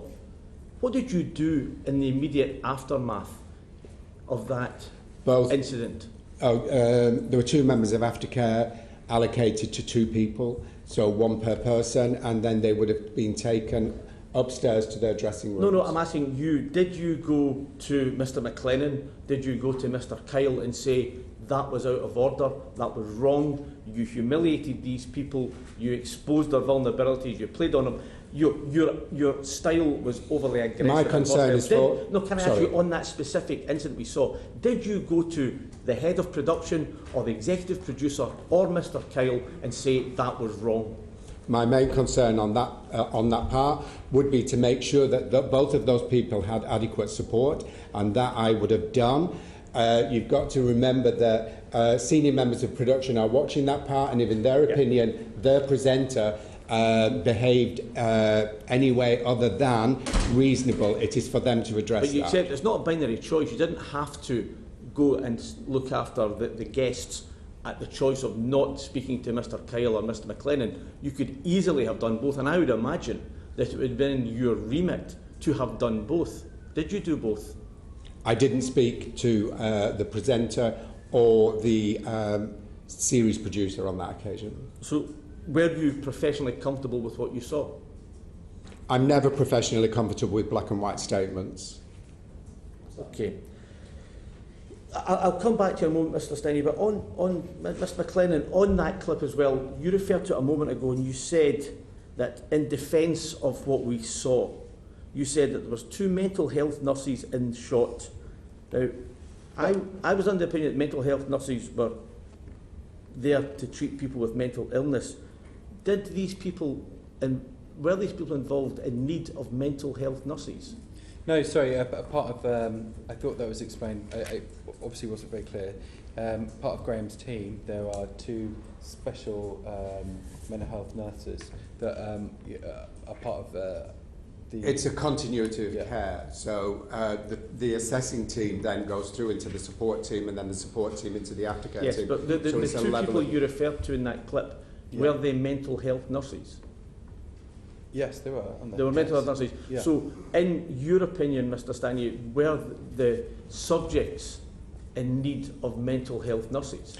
No, they were in that particular case, they were in need of a very calm environment after that event. And just to come back to Jeremy's style, I mean, Jeremy's, he's been on the show for 14 years. He was on the radio before then. He's always had the same style. This isn't a new style that's changed. He is hard and he's honest, but people absolutely loved him, and that's why they applied, and wanted to appear on the show. Yeah, and that's why we have something called a duty of care. We took our duty of care incredibly seriously. We'll come to that. Mr Stanley, what was your career path before you became Director of Aftercare on the Jeremy Kyle Show? I spent many years as a registered general nurse in the NHS. Then when I left the NHS, I worked for many years in occupational health with an interest in mental health in the workplace. And then I took a period of time studying for 4 years, studying psychology and psychotherapy, and then received a master's degree. And so do you have a professional qualification in psychology? I've studied modules of psychology, but I have a professional qualification in psychotherapy, which is, often it happens that people will finish their first degree and then take a second degree and do postgraduate studies to study psychotherapy, which is more an intervention, a talking therapy. So are you registered with the Health and Care Professionals Council? I am registered with the UKCP. But not with the Health and Care Professionals Council? Okay. Who on the production was the person that was that fully qualified psychologist who was qualified with and registered with the Health Care Professionals Council? Sorry, Graham was the head of our aftercare. So there's nobody who has the professional qualification in psychology that's registered with the Healthcare Professional Council? Great, like I said, Graham was the head of our aftercare, yeah. Okay. Mr Tanya, who acted as your professional second opinion when you were on the show, and what qualifications did your second opinion have? Second opinion. So did you work in isolation? Or no, I work in a team. Yes, but you're the head of the team, so you're the head. So you look after people who apply to come onto the show. Yes. And then you look after them once they're on the show, and then you look after them when they've left the show. Yes. And so, first of all, is there not a conflict? Do you not see that there could possibly be a conflict there in what you do? And secondly, surely with that volume of people, with that amount of care required, I thought it would be standard practice for a medical professional to have a second opinion, or someone they have that second opinion. We have four members of the team, and we work as a team, and we have supervision with each other within that team. We discuss things openly within that team, so we support each other. There's a team of 4, and we support each other. If I need any medical intervention, then I can contact the doctor. For instance, I might need a medical examination on someone that's going to rehab to check out their suitability medically. Yeah, sorry, I'm listening. I'm just checking my notes. But so you never felt the need for any level of secondary support, or I get secondary support from my team. Okay, but okay. So you don't have a professional secondary opinion of someone who is a qualified psychologist who is registered with the health and... In terms of a second person to say someone is suitable? Well, yes. I mean... No, that system doesn't exist. Okay. Because I'm reading... I did read that evidence from the Association of Clinical Psychologists is that only psychologists regulated by an independent statutory body, in this case the HCPC, should be carrying out assessments or directing decisions about psychological care for participants.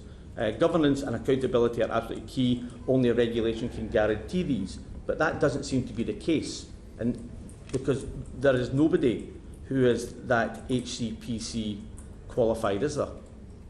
No, we have a team who supervise each other and work as a team. Okay, can I ask in Mr McLennan and Mr Bellamy, why is there nobody from a member of the Health and Care Professionals Council embedded with this team?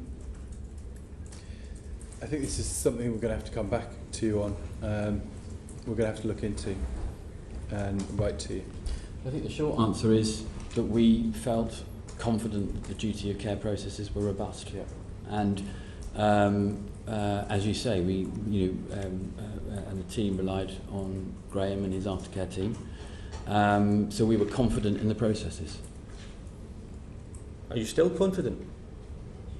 Yes, I am still confident in the processes. I think the duty of care, I know how seriously duty of care was taken. Whether it's about informed consent or treating people fairly or any aspect of health and welfare, I know how serious and it was taken and how extensive and detailed the policies are. Saying that, look, of course, one of the things we always try and do, whether it's on this show or any show across ITV studios, is we're not perfect. I'm sure we could always improve. We're constantly striving to improve our duty of care processes, and we continue to do that. Okay. So, Mr McLeod, why is there nobody on the team who has a professional qualification in psychology, and no one on the team who is registered with the Health and Care Professionals Council? No, I think it's at the moment there's a review going across the whole of ITV, and this was happening before the Carl show finished, which is Dr. Litchfield is going through everything, but we have a risk management team that everything is gone through and checked. Like Julian said, we really did take our duty of care very seriously 14 years ago, and it is something that evolved over a period of time. We constantly putting in extra people. Went from a team of 1 to a team of 4. We added residential rehabs. We brought a doctor that we could use within the show as well. And it was something that we were constantly looking at and constantly updating. And can I just say that the team itself are qualified and highly experienced, competent in carrying out assessments. They've been trained within the NHS to carry out mental health assessments. They've been trained in the NHS to carry out risk assessment. They've been trained within the NHS to carry out psychometric testing, and that's why they have the title of specialised registered mental health practitioners. Okay, thank you. A couple of final questions, Mr. Stanier. How many times did you stop someone going onto the stage immediately prior to filming? Oh, I think I heard some statistics the other day. The assessment is ongoing, it's continuous from the moment we speak to them and to the moment they leave the stage and then beyond that. At that point, it's a face-to-face assessment, maybe 50. 50 out of how many shows have been, did you say? 50 in the whole year. Yeah, we've made over 3,000 shows. Over 3,000 shows. Did you ever stop a recording of a show? Sorry, somebody coughing. Did you ever stop the recording of a show? I have. When somebody has been distressed, and it wasn't a conflict part, but they were upset, they were reliving something, they were upset, recording was stopped and they were taken off the stage. If I felt it was necessary, certainly. So you've interrupted recording. Did you ever interrupt a recording when Mr. Kyle was confronting one of the guests? Okay, as a standard rule, every guest is told, as we walk down to theatre with them, every guest is told at any point, if you feel uncomfortable, just walk off the stage. Yeah. I think that's probably why people see that so often. And then on the left and the right of the stage will be two aftercare members, but they're always informed at any point you feel uncomfortable on stage. But did you professionally ever intervene to stop a recording when you thought Mr. Kyle had overstepped the mark?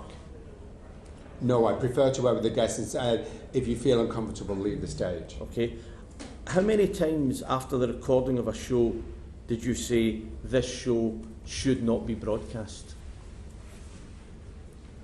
Shall I tell you how that works? Well, I will speak to the guests after the show. If they have any concerns whatsoever... No, I'm asking... what I'm trying to get at is your professional responsibility, not someone's desire to be on the television or someone's fear of upsetting the production team. Your professional responsibility. When, if ever, did you go to Mr. McLennan and say, this programme should not be broadcast in my professional opinion? How many times? No, but because why would I say that? I'm trying to understand why. Well, okay. For example, the clip that we saw of the people dreadfully upset by being called the lie detector claiming they're a liar. Was there never a point after the recording of a show that you went to Mr. McLennan and said, for the good of this couple or this individual's mental health, this programme should not be broadcast? Yes, absolutely. You have? In conversation with the guests. How many times? In conversation with the guests, if they raise any issues of concern that have happened during their participation on the show, I don't raise it directly with Mr. McLennan, but I do raise it with the producer of that show. Okay, so how many times have you made that intervention and how many times have they acted on it and not broadcast an episode? They always act on it. Okay, so how many times are we talking, have they, on your say-so, not broadcast? Every time I make a recommendation, it's followed. How many? How many episodes of Jeremy Kyle are sitting in a shelf, non-broadcast, because you said don't broadcast it? I could potentially put a number on it. We could, at any one year, we would potentially over-record by 18 shows. So, we would drop parts if we felt it was necessary. And at any point, what I really want to make very clear is that if Graham ever said to us that he felt a part of a show should not go out, that part would be dropped, and he would have the final say, not the executive committee. Could you find out, looking back in your records, how many times Mr. Stanley has come to the production team and said, for the mental well-being of the participants, this should not be broadcast? And could you write to us and tell us that exact number? We can look into it. Yeah, it would be through the conversations he's had with the guests. Yeah, there must be a paper trail. Yeah, there's paper trail on every single person who appears on the show. So we can definitely look into how many shows were dropped or parts were dropped through conversations with Graham. Okay, and I can try to get that to you. Thank you. Thank you, Chair. Thank you. Can I just confirm on this point, Mr. Stanley? You is the case that you can't recall at the moment a single occasion where you've made that recommendation that a story should not be broadcast because... I do make those recommendations after the show. If it's raised with me, which it would be with one of the aftercare members, I would then go into that room, I would have a long chat with them, and then if there were concerns, then I would say that I would then raise it with the producer, and then it becomes a production's responsibility to take it up to another level. Okay, so you're saying you have done that. You have made recommendations to the production team that a particular story should not be broadcast. Yeah. And Mr. McLennan, have you? Do you know that you've acted on that advice? 100%. If I can say... I know you're saying as a policy you would do, but I'm saying specifically. Yes. You believe you have not broadcast stories. Not 100%. Because Mr. Stanley recommended if Graham has said to me... Yeah, I know that's it, but I mean, did. Yeah, no, I'm saying absolutely. Yeah, Graham has said to me a story should not be broadcast, and I have stopped it from being broadcast. And because obviously the contestant, I suppose it is a contestant because it is an entertainment programme, the member of the public who's on the show has got no right to request that their footage... They've signed away all rights that they have when they take part in the show. Plenty of examples, not even recently and further back, that we have stopped broadcasting certain stories for those reasons. Paul Farrelly. Thank you, Chair. My reaction when ITV announced, and I say ITV, I've got great respect for ITV and many of the people who work there and the job it does, but my reaction was when this was cancelled was good riddance, quite frankly. I've only come across this programme 2 or 3 times. It was when I was having my hair cut years ago in Clerkenwell, and the barber used to have it on incessantly. I couldn't change the channel, so I changed my hair cutter. And I just think it's a form of trash television. Predatory programming brought in from the US that people involved in making should be ashamed of themselves, actually. Ironically, as we sit here, it was 2 politicians, or former politicians, Jerry Springer and Rob Kilroy-Silk, who debased themselves in fueling the genre. So, not before time, as far as I'm concerned. Brendan's covered most of the additional questions I was going to ask of Mr. Stanier. But I must say, not having seen the programme, I was quite shocked by the clip that we saw, which was, despite the unreliability of lie detector tests, which is widely acknowledged, the presenter, in people's faces, was saying, this test says you're a liar. They take that as a liar, and yet you, Mr. McLennan, rather like a salesman of a dodgy product, were pointing to the small print that was on the screen, but not available to the contestant or guest, to justify that behaviour. How would you view that comparison? Well, I completely disagree. I think as I said earlier, it's about informed consent for me, and we could not have been more clear with the guests that applied to come on the show. Not only had they been viewers of the show, so they absolutely knew the content, but we would make it very clear to them about the accuracy of the lie detector before they travelled to Manchester, where we filmed, before they took the lie detector and before they appeared on the show. And then on top of that, we made it very clear to the viewer. I'll repeat, the lie detector is designed to indicate whether somebody is being deceptive. Practitioners claim it to have a high level of accuracy, although this is disputed.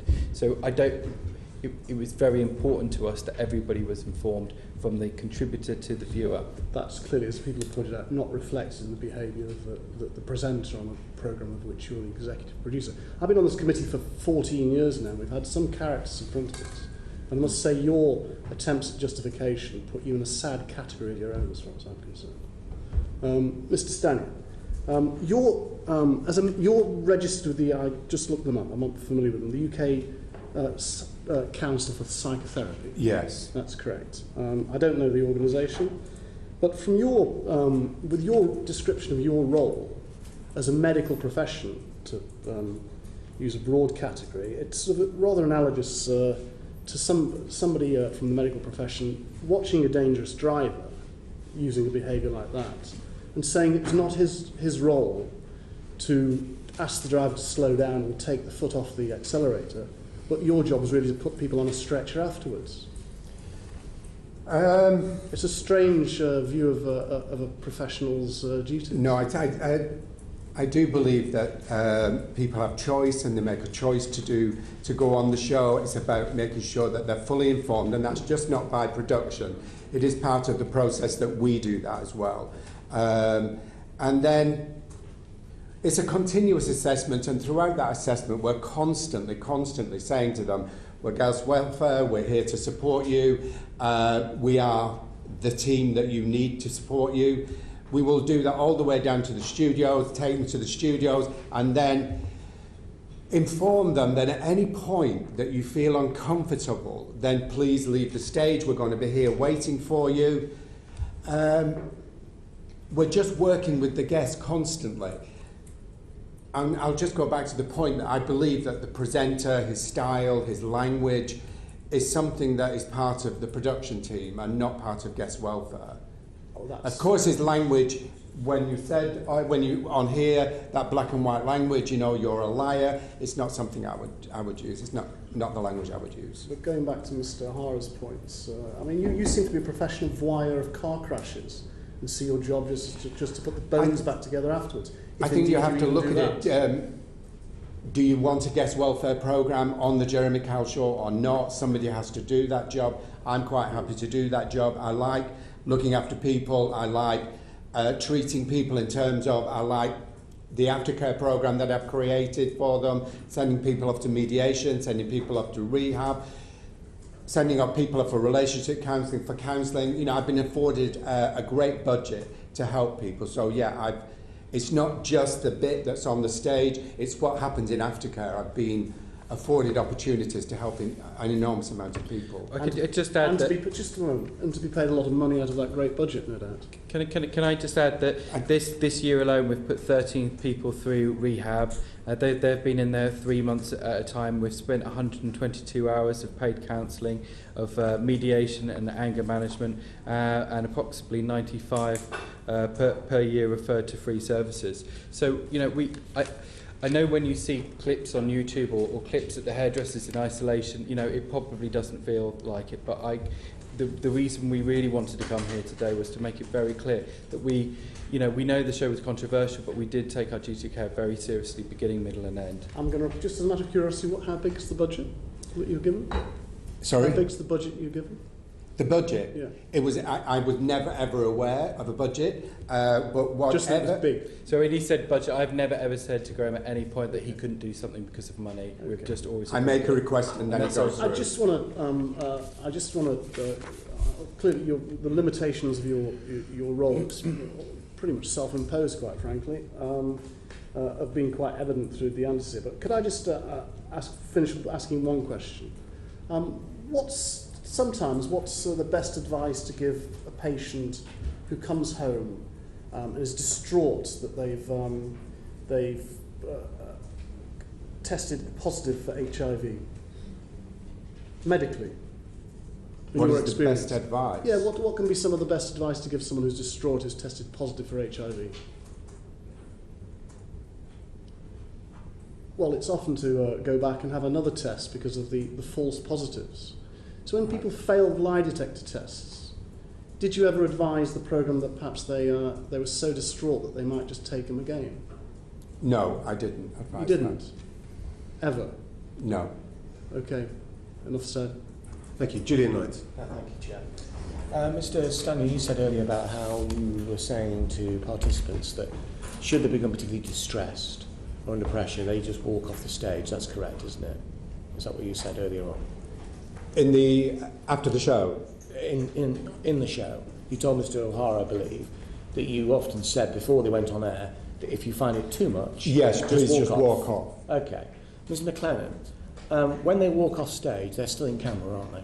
Yes. So they're sat there. You, Mr. Stanley, you say that these people are then met by aftercare specialists. Is that right? These people have a clipboard and a earpiece. The earpiece is sent to the gallery, is it not, Mr. Clement? So it's actually slightly different. So on the Jeremy Carr show, so you're absolutely right, a talkback position would normally be in the gallery. Right. In this instance with Jeremy Carr show, we actually... The point is, Mr. Clement, you're in touch with them. That's correct, is it not? Yeah, but we were on the floor. So that's fine, that's good. Okay, so you're in touch with them. So these people, supposedly you're saying to them, Mr. Stanier, basically, you're really distressed. We just walk off, it's okay. Then they're put with a member of your production team, and then effectively they become part of their entertainment once again. They're still in camera, they're still basically, you're instructing your individual effectively to keep them within camera. You'll be basically asking them to place them within camera and keep them within camera. So what you're effectively doing is, in a moment of distress that you have said to them, a way out, you, Mr. McLennan, are then effectively creating an environment for them to further exploit that stress at the sides. That's correct, isn't it? I don't agree with the word exploit. I think... Well, the part of the entertainment, there's no privacy, there's no space. This is not a get-out. This is basically, effectively, a means by which to create greater tension, greater drama on the show. They go off stage, and then you further, effectively, exploit them. Part of the entertainment, their distress, they've signalled to you a stop, effectively. They've said to you, I need to get off, because Mr. Stanier has advised them of that.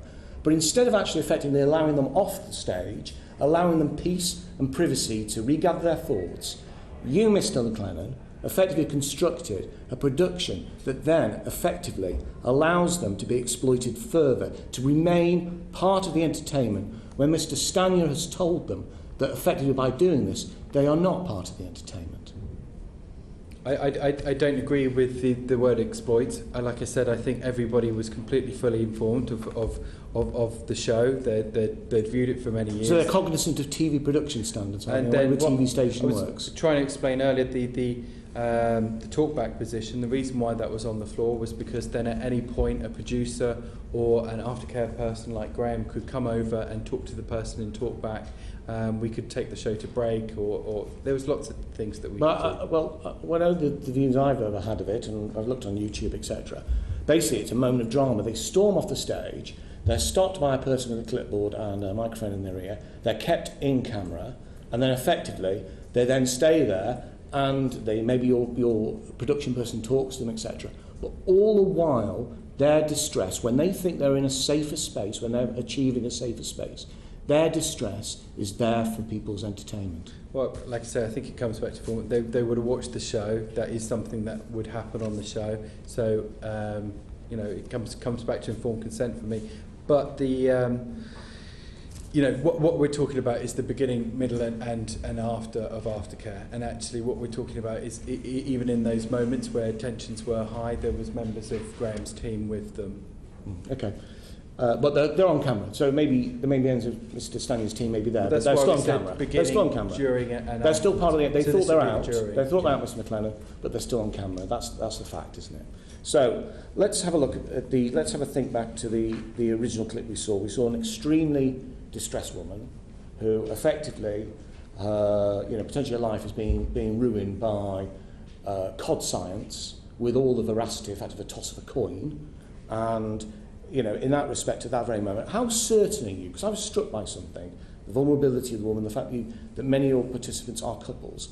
How certain are you, and what checks are made to ensure that female participants in a relationship, or actually anyone within a relationship, is not being coerced to go onto your programme? There is not effectively. Do you, for example, interview them separately? So, so through the process, so obviously, we'd talk to the individuals separately on the phone. We'd take lots of notes from them, so we knew exactly what they wanted to say.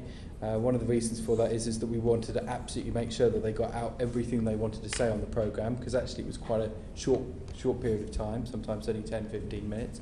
So we'd have those conversations with them the night before. On the day of, we would separate them. And we would go back through them with the notes, and we would make sure that they completely understood everything that they've told us, and make sure that they were, basically pre-interviewed before they went on to the show, so they were fully informed. Isn't there a danger here that you are effectively facilitating a form of emotional violence. Sorry, Mr. Stanley. I could answer that question. That once we do a face-to-face and they're in individual rooms, you will ask that question about whether they've been coerced or they've been put under any pressure to do the show. So you just say they've been under pressure. Do you sort of, in any way, do you embellish that in any way? Do you sort of ask a particular situation? Because presumably it's one person who's contacted you. It is. You will go. So once they arrive at the studios, they're then allocated individual rooms, and then you will always do a face-to-face check with them that morning before they go to their studio. And it's really important that we do, because they're now often the evaluations are probably being overheard by somebody, maybe if it's a telephone conversation. But you do have to make sure that they feel safe and that they haven't been put under pressure or coerced to come to the show. So you really want to know that it's something they want to do. And what about the interplay between different relationships? I mean, my concerns are effectively that there may be very vulnerable women, effectively, who are presented with a suspicion by their partner that they have been, they've been unfaithful, etc., as we saw in that clip. Yeah. And effectively, what then happens is that suspicion then is then aired in public, and that this is deeply emotionally damaging, reputationally, but also is part potentially of a more abusive relationship. I agree. I totally agree. And so what safeguards you had that is not part of a more abusive relationship, that you aren't effectively at the tail end a part of a process of abuse? I'm totally aware of those concerns, and it is part of that process that we do talk to people separately when they're on their own, because you really do want to establish that they haven't been put under pressure or coerced to do a test in order to prove fidelity, and that you want to exclude at all costs that there has been physical altercations in that relationship or violence in that relationship. And another additional check that we will carry out is what we call source checking. So as part of the whole process, we will speak to two people who have been nominated by the guest, and then we will speak to these two people and make that line of inquiry whether they are aware of any issues within that relationship. Have there been any violence within that relationship? So again, we're trying to check on those issues constantly. What do you do when you discover there has been violence in the relationship? It would be gone. It would be over. What? It wouldn't happen. But is that where your duty of care ends, effectively? No, absolutely not. So if you speak to somebody and they're declined to come on the show, it absolutely doesn't end there at all. It could be any situation. Some people are not engaging with NHS services. You would encourage them to do that. People who are obviously in relationships and it's been disclosed that there may be a victim of domestic violence, then of course we need to reassure them that there are agencies out there that can help and support them. Yeah, absolutely. When we decline somebody and say that it's not possible for you to participate for whatever reason, it's not an end point for us. We do have to put them in whatever service they would find helpful. When you say put them in whatever service, what does that actually entail? In terms of, so if you identified when somebody was on the phone that they had depression, then you would recommend that they went to see GP and have the GP evaluate them. Sounds like sort of advice you get off someone on a bus, frankly. This sounds like the sort of advice you get from someone on a bus rather than a trained medical practitioner. So what is it actually you actually do? If you discover that someone trying to come onto your show, or you discover afterwards that someone has been a victim of domestic violence, what do you actually do apart from say just go and see your GP? No. And if I was talking about depression, and if it's a victim of domestic violence, I'm definitely going to send them to, or advise them, or one of the team is going to advise them to seek help from domestic violence units. It is important. You don't just leave it. I mean, you've identified that there is violence in that relationship, then you need to progress that forward. Okay. Now, there's been participants who've been in touch with the Select Committee, and they've told us their impression was that there simply wasn't any aftercare. Why do you think they've said that? Mr. McLennan? It's very difficult for me to answer. I think, the main reason I wanted to come today was to make sure that we expressed to you that we had a proper duty of care. There was a guest welfare was very important to us, and that we that extended from before, during, and after the show. That's not what your participants said, though. They said effectively that they don't feel as if there's any aftercare. See, I don't know who you're talking about, so it's very difficult for me to comment. Right. But that simply wouldn't be the case. Mr. Bowden, if I may, it's very hard to answer in fairness in the abstract. And look, any time we're made aware of any concerns, it is something that we look into, and certainly happy to look into any other concerns that you may have, or any of the participants' concerns. I would just echo again that I know how seriously duty of care is taken, and I would also just echo again my point about Ofcom and the amount of... Yeah, I know that you've fallen back the few times. I mean, we've obviously concentrated Mr McLaren, Mr Stanley, during this hearing. In the few times that you have spoken, you've fallen back on Ofcom. Frankly, most people don't know about Ofcom, haven't any idea about it whatsoever. So I really don't think it's particularly I know it's one thing that you may wish to fall back on, but I don't really think that here today, I don't think that's a particularly sort of robust defence of your programme. The fact that people who may actually, frankly, have many serious issues don't know where Ofcom is or don't go and complain to Ofcom. So, I mean, that's great, but I don't really think that's a particular thing. But if I was to say to you that you just said how you're very happy, in fact, you've said before how you're reassured by the duty care, the aftercare that's happened. If I say to you that the letter to participants states the following: if necessary, counselling sessions will be arranged, but that, of course, it is completely up to you whether you want to take up this help. To what proportion are participants actually offered counselling, and also what criteria decisions are they, is counselling based, and who do participants call? I mean, this doesn't sound like a sort of open invitation. This sounds like, if necessary, of course, it's completely up to you whether or not you want to take up any of this help. It just sounds to me as if, frankly, it's there. It's almost like giving someone a leaflet. Off you go.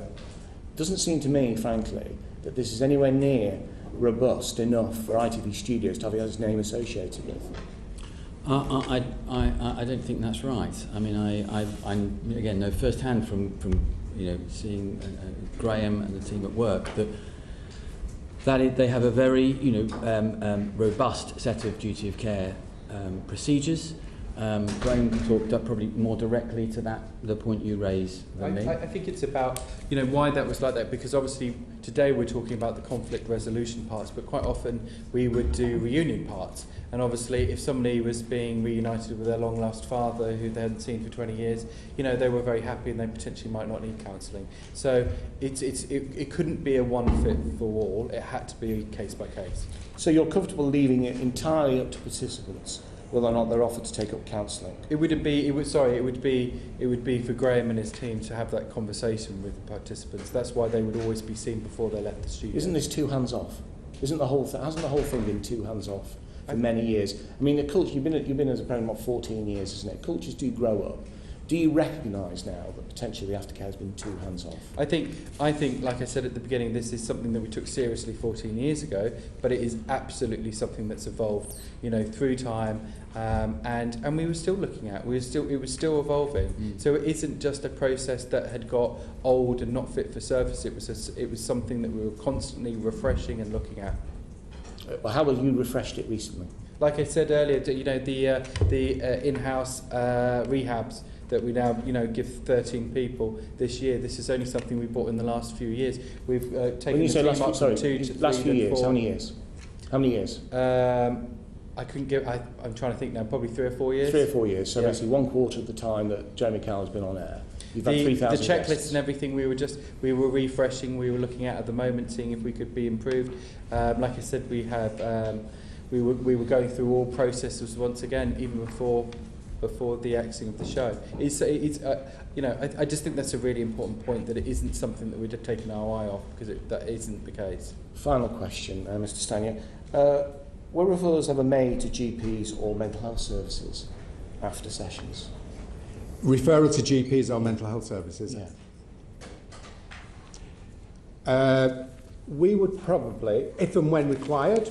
So often, yes, we would certainly recommend for people to go and see GP services if we had referrals. So is that what you term a referral? Just say a recommendation, effectively.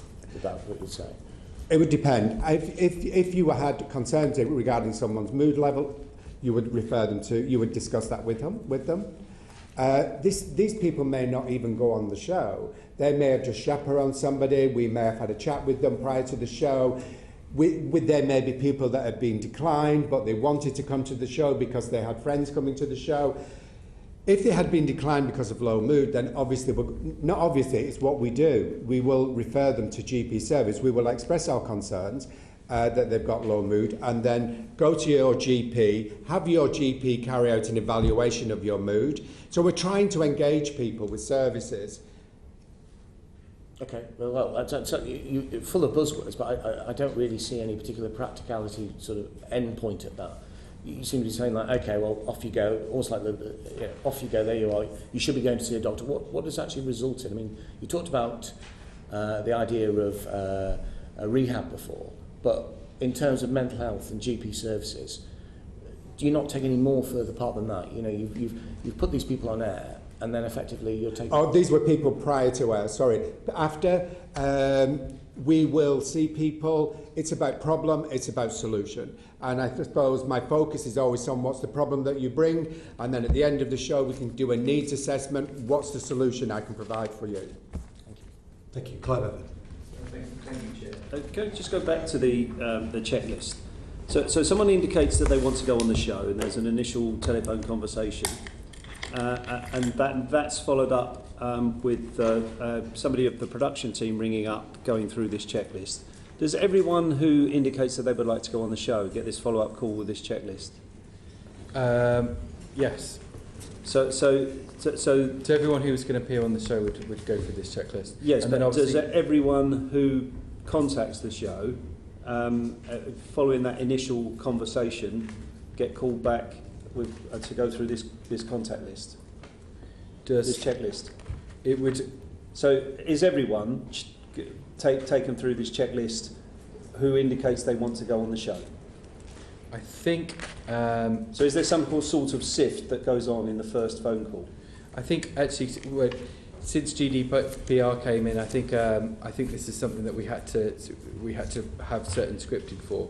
So actually, we'd have this conversation. We'd read this out to pretty much everybody who appeared on the show. So there's no form of vetting process in the initial contact whatsoever. This is it. This is where this is what they call the chasing. Okay. So when we go through this, if you I think this has just been updated. It was going to be updated. So can I just ask you very briefly about the question on page 3, which is about education? Yes. What type of school was it? What level of education reached out? But at the end in the box, it's got for official use only. Google the school. Yeah. What are we looking for there? So, I think that.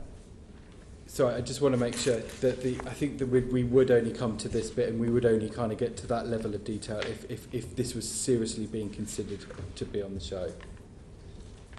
Right. We would maybe start filling it out, but then we'd only get to that detail if it was going to be appearing on the show. But this is the questions that are being asked by the member of the production team on the telephone. Yeah. So presumably they go through all these questions, do they? Or there's a... Well, they go through these questions. I think they'd speak to some of the script. They'd hear what some of the story was like. We'd obviously speak to them and find out kind of the reason why they wanted to come on the show.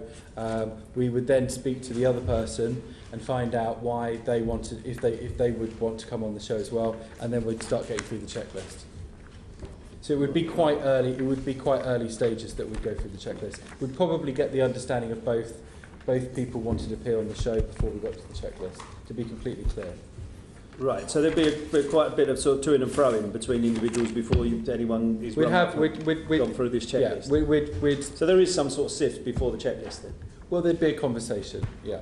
Or Zuns conversations. Yeah. All right. Yeah. So what are we looking for when we look for someone's school? So I think that would be for lots of different reasons. As somebody said earlier, this is why we talk to people who are related to the story. For one, to see if they're telling us the truth. If people are lying about their history or anything, then that would obviously be red flags. I think it's also, if we looked up the school, and it would be a school for potentially special needs. then that would be red flags to us. I mean, so we're not looking at targeting people from different types of schools. No, if from something came up that it it was was very welcome on your programme. No, if it came up and it was a school that of special needs, then obviously that would be a red flag and something we'd want to look into more. But that wouldn't be an exclusion; it would be something that we'd want to look into more. Okay, and there's also a question on here about where you indicate to someone that they should check people's social media history. What are you looking for there? So that is again to verify the story. It's very important to us as the show was a tabloid show, and it was important for us to make sure that everybody who came on the show, was telling us the truth. Very occasionally, people would try to come on the show and make up a story. So one good thing about social media is if we went back, normally you could see if what they were telling us was the truth.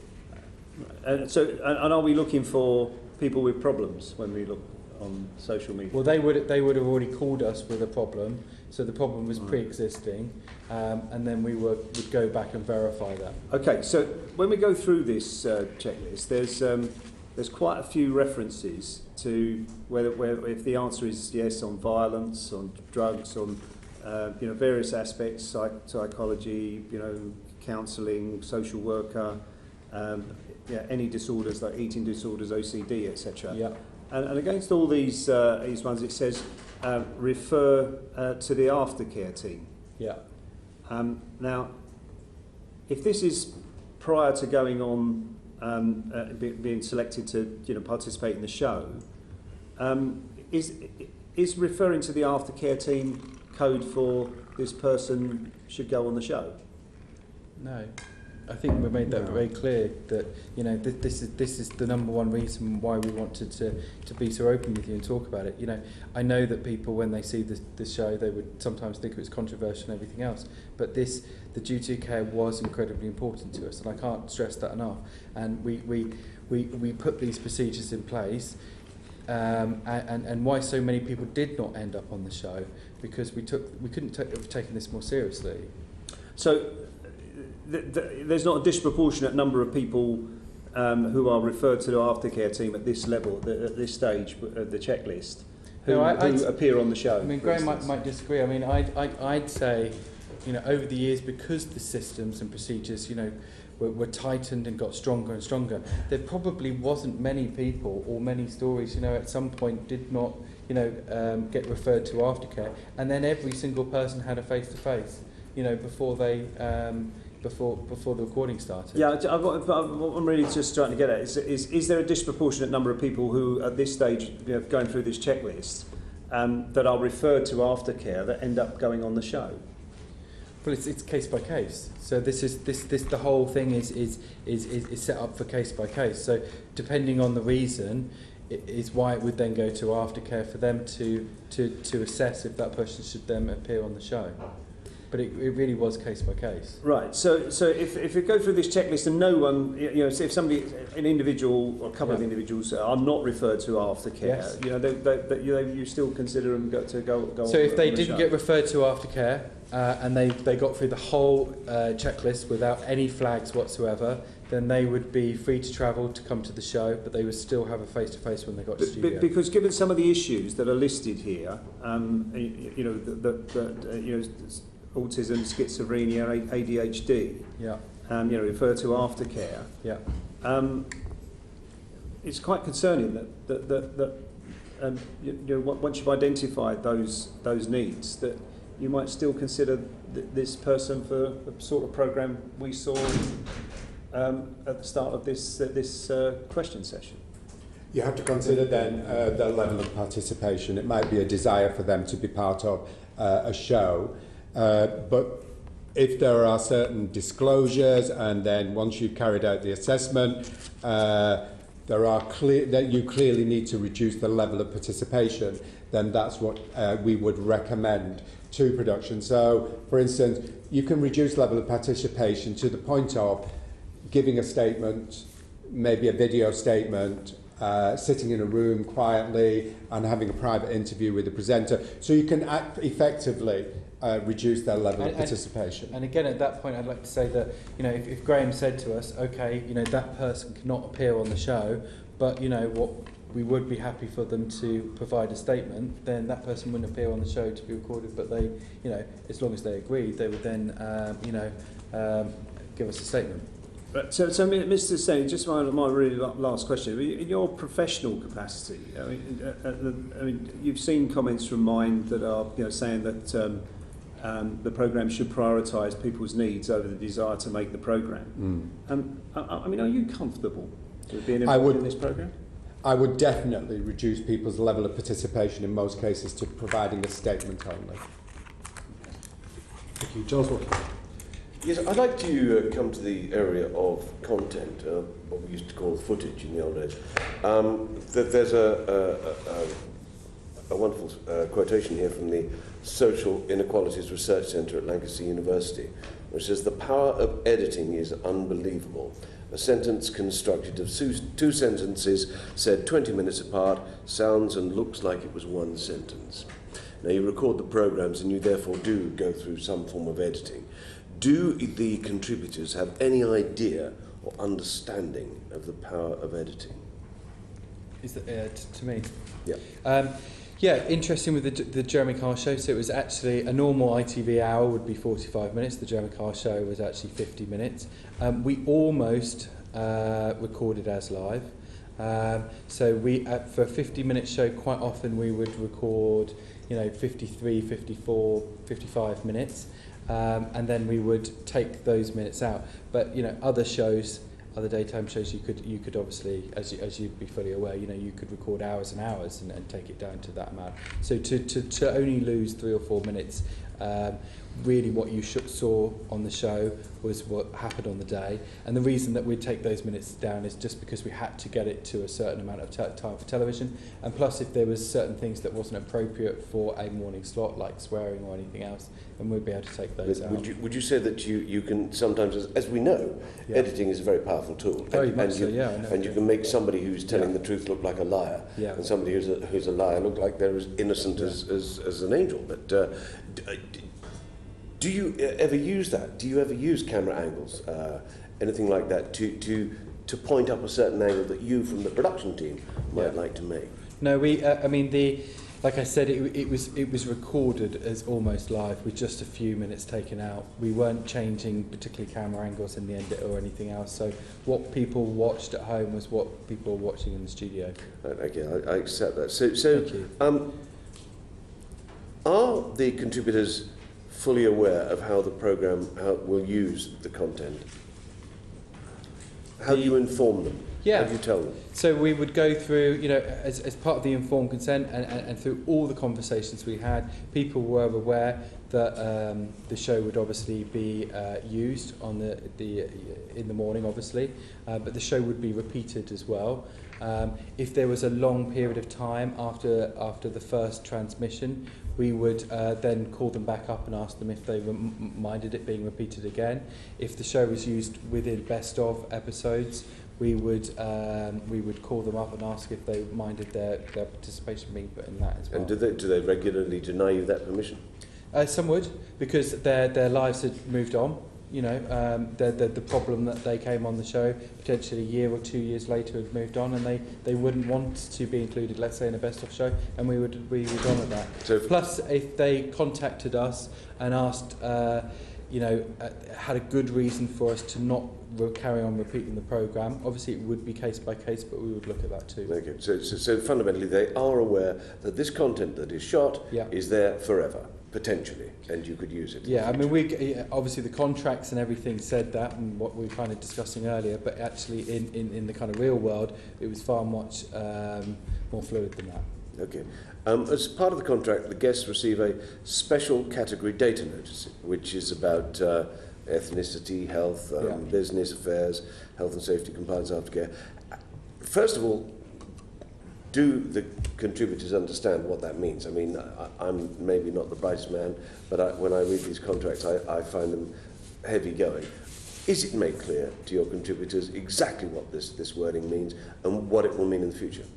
I mean, it was this question came up slightly earlier, and it's a difficult one to answer. Obviously, we had to put that information in, particularly with the rules changing. That was not put in by production. It was lawyers and business affairs. We tried to explain over a period of time instead of just the contract, but we would go through the contract with the contributors as well. Do you sit down in a room with them and take them through? Yeah, we would go through the contract with them. In hindsight, I've been gone through the forms in the last few days. I wonder if there is some lessons to be learnt, and potentially we could soften some of the language going forward. Okay, that's good to hear. How long do you keep the data? So that's changed again recently. So I would need to find, obviously, as you're aware, with GDPR, everything is changed. Yeah. Everything's changed in the last few months. So I can't give you an exact at the moment, but I can supply that to you. That would be very good. Thank you very much. And finally, do you think that contestants or contributors should have greater power over their content? Do you just take it and then it's yours? Editing, or?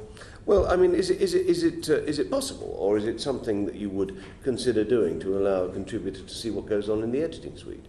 Would you allow them to see an edited, finished program?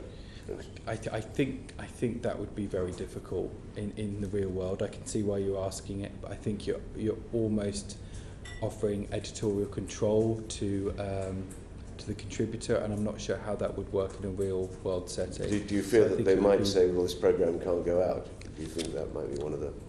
I just think it would be very, very difficult, and I'm not sure if it would technically be possible. But surely the resources could be put there, Mr. Bellamy, could I don't think it's a question of resources. For me, it's look, there's certainly a question of some practicalities, but I think more fundamentally, actually, I think the system works well in terms of informed consent, making sure that people are then fairly and accurately represented in the show.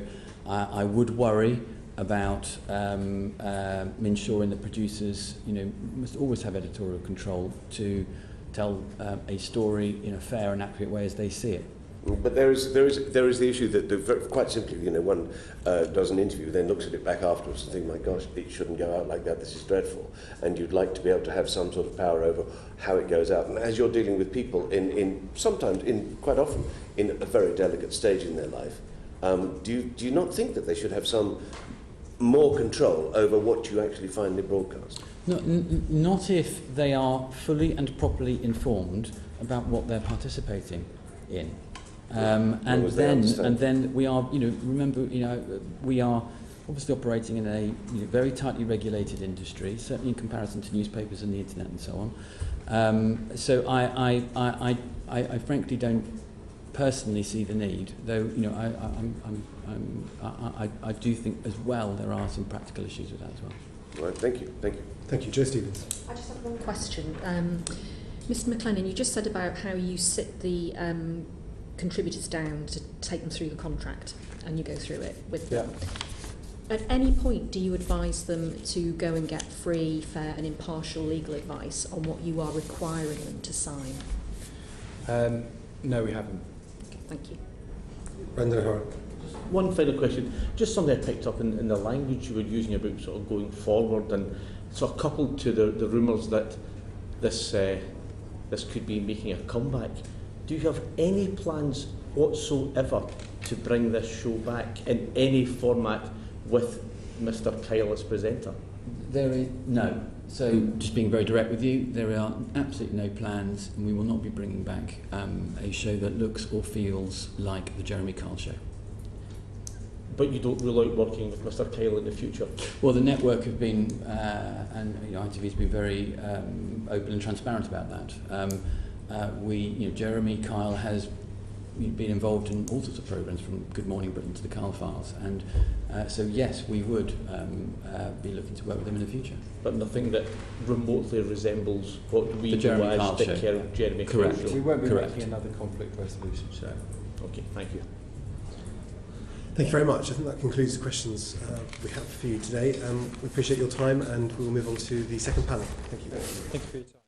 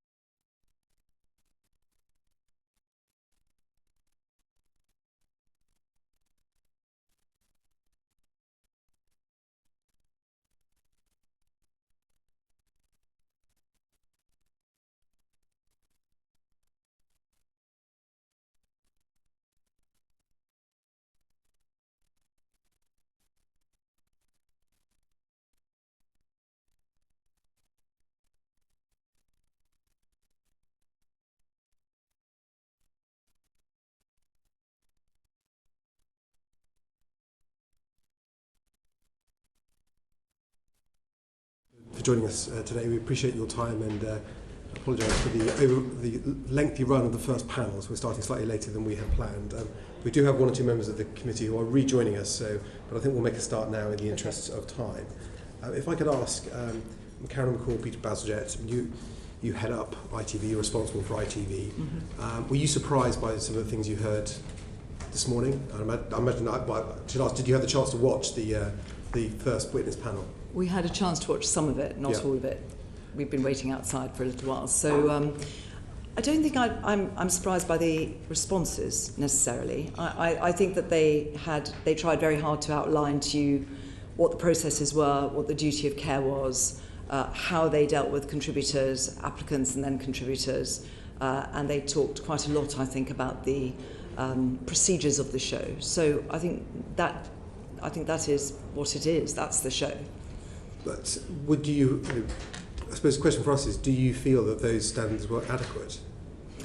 I think we did an internal review, as you know. So when we suspended the show on the 12th of May, actually, and announced it on the 13th, we initiated an internal review. Now, that review was really about the episode, the one episode, which we actually then cancelled the show subsequently after that. But the internal review hadn't started, and that was really about the processes that were being used on the show and were they being applied on the show. That's what the internal review was about.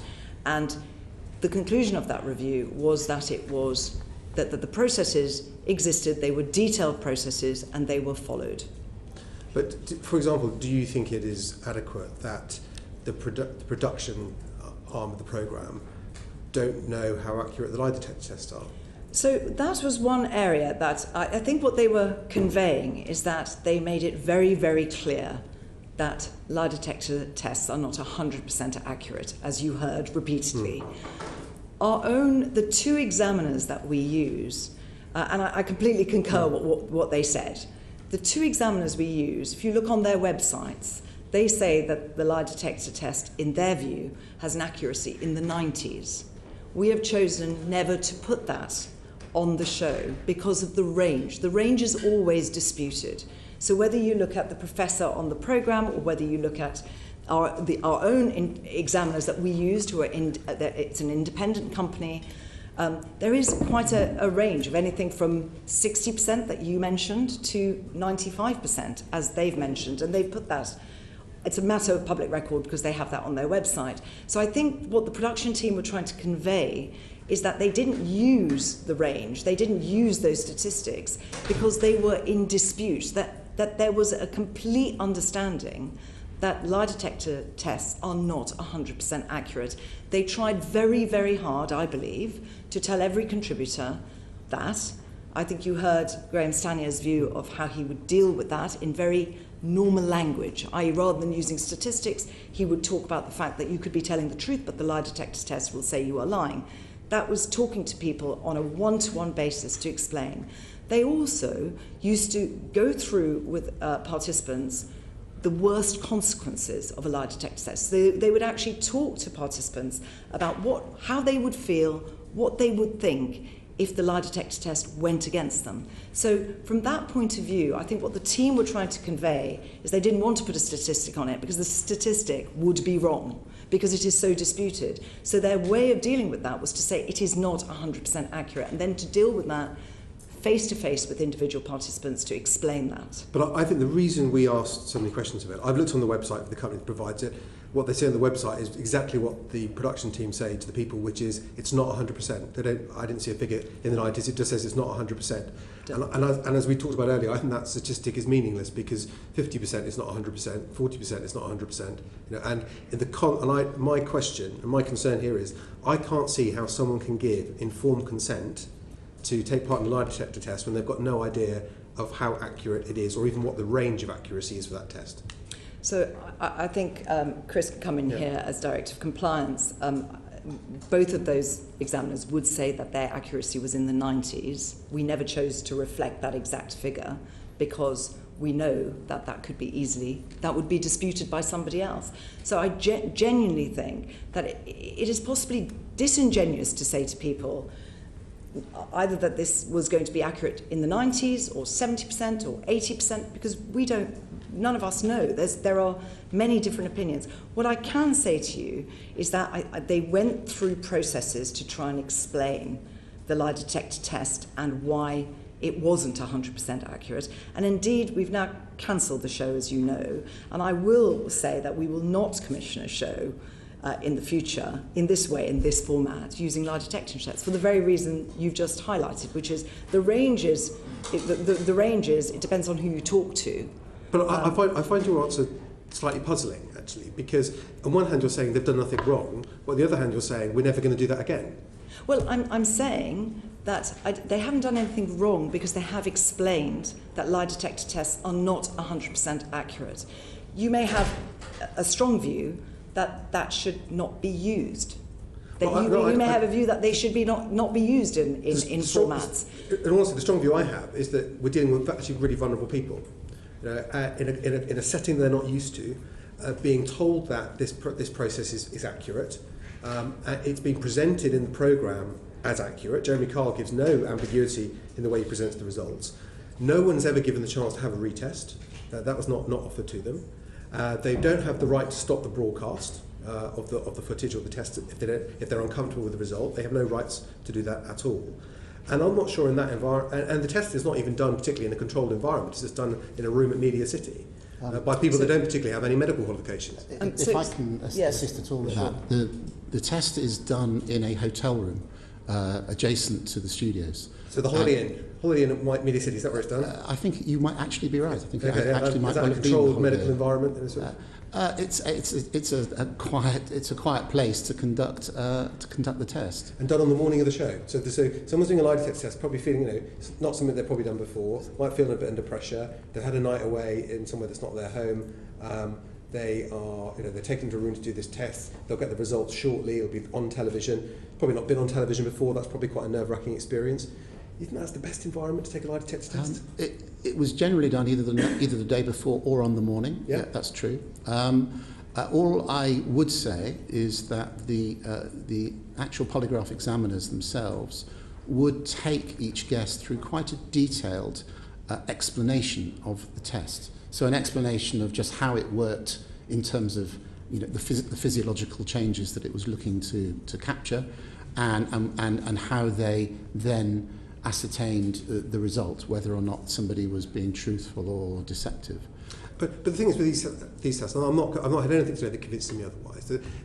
Most doctors or nurses who take blood pressure readings would say you don't base it on one reading, you base it on several, because some person who may not see a doctor regularly might feel a bit nervous about it, might give a high reading, and another day it's fine.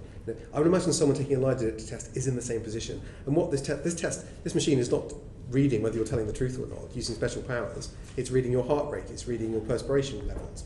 And I think someone in a pressurized environment, it may not give an accurate reading, and the readings that were given about 60% accuracy and so on were actually based on it being done in a controlled medical environment, not being done in a hotel room at the Holiday Inn in Media City the day you go on telly. And I think this is so important because a lot of the premise of the show wrestles. The reason we are in this room is because of the lie detector test, and that's why I think it's so important. And so what I would simply say to that is they did work hard to explain the lie detector test to anybody that would go on the show. They did use two examiners. There was not always only one test. Sometimes both examiners would do a lie detector test on the same person. And actually, everyone who appeared on the show did watch the show and did understand that in many, many episodes of the Jeremy Kyle show, as you rightly say, the lie detector test was used. But I don't think what they were told about the lie detector test fairly reflects the nature of the test and the accuracy of it. And I think it's interesting that no one had the right to have a retest. No one has the right to stop the results of the test being broadcast. I think if someone asked for, I think Tom did say this, which is if someone asked for something not to be broadcast, we would take that on a case-by-case basis. Only on medical advice. Yes. Not just, if someone wasn't showing, just like, that would be on medical grounds, and we still don't know how many times that happened. They couldn't answer that question, but we'll be interested. They're going to come back to you on that. We'd be interested in that answer, but only on medical grounds, not on someone. If someone said, "Look, I feel this test is a lie," or "I know it's a lie," I don't feel I really knew about the accuracy of the test before I did it. I'm not happy with it. I don't want that going on air. The answer would be sorry. You signed away your rights, and you've got no right to have a retest either. And I'm not sure that is a position to put vulnerable people in. I understand the point you're making, Chair. All I would say is I think most people who applied to take part in the show and specifically asked for a lie detector, believe they wanted it because they wanted an answer to an uncertainty in their relationship or in some family dispute. Actually, just on the purpose of the show, which I know has been a matter of some discussion in the previous panel, the intention with the lie detector from the producers of the show was for people to be honest with each other, so that it generated honesty and an outcome. And the aim of the show was to have some kind of positive outcome, some kind of reconciliation. Now, that didn't always happen. It did happen in many cases. But I think one of the reasons why people were asked about their knowledge of the show and Jeremy Kyle's style, because Jeremy Kyle's style had a big impact. I think some of the members of the first panel even called it the conflict part of the show, where Jeremy Kyle is being deliberately confrontational, he's engaging people in conflict. And I thought what was very interesting as well was when we were told that though people were advised if they were uncomfortable they could walk off the set, the filming carried on. They weren't stopping filming, they were just being filmed in a corridor rather than on the set itself. Yes, well, I mean, whether you like the show or not, and I think many people liked the show, that was the format of the show, and I think the audience understood that, and actually the participants were often in the audience and did understand the format of the show. I suppose I think our concern is even if people have watched the show, they may not really have understood what they were getting themselves into until they were in it. And was this responsible, and was this show an accident waiting to happen? And Chair, one of the first questions you asked was about informed consent. And I do think it is relevant that people were asked whether they'd seen the show. Everybody's seen the show. The show is very well known. They knew what was involved. They knew the direct style of the presenter. They knew how he deployed the results of the lie detector tests. And they'd seen the effect on the people taking part, and they'd seen sometimes it resolved conflicts, sometimes it didn't. They knew all that. So I think that does contribute to informed consent. Karen McCall, you said when there was an email you sent to ITV staff that was published by BuzzFeed, I think the day after you sent it, which was, and you sent this email at a time when the show had been suspended, not yet cancelled. There was only, I think, about a 24-hour or so period between those two decisions being made.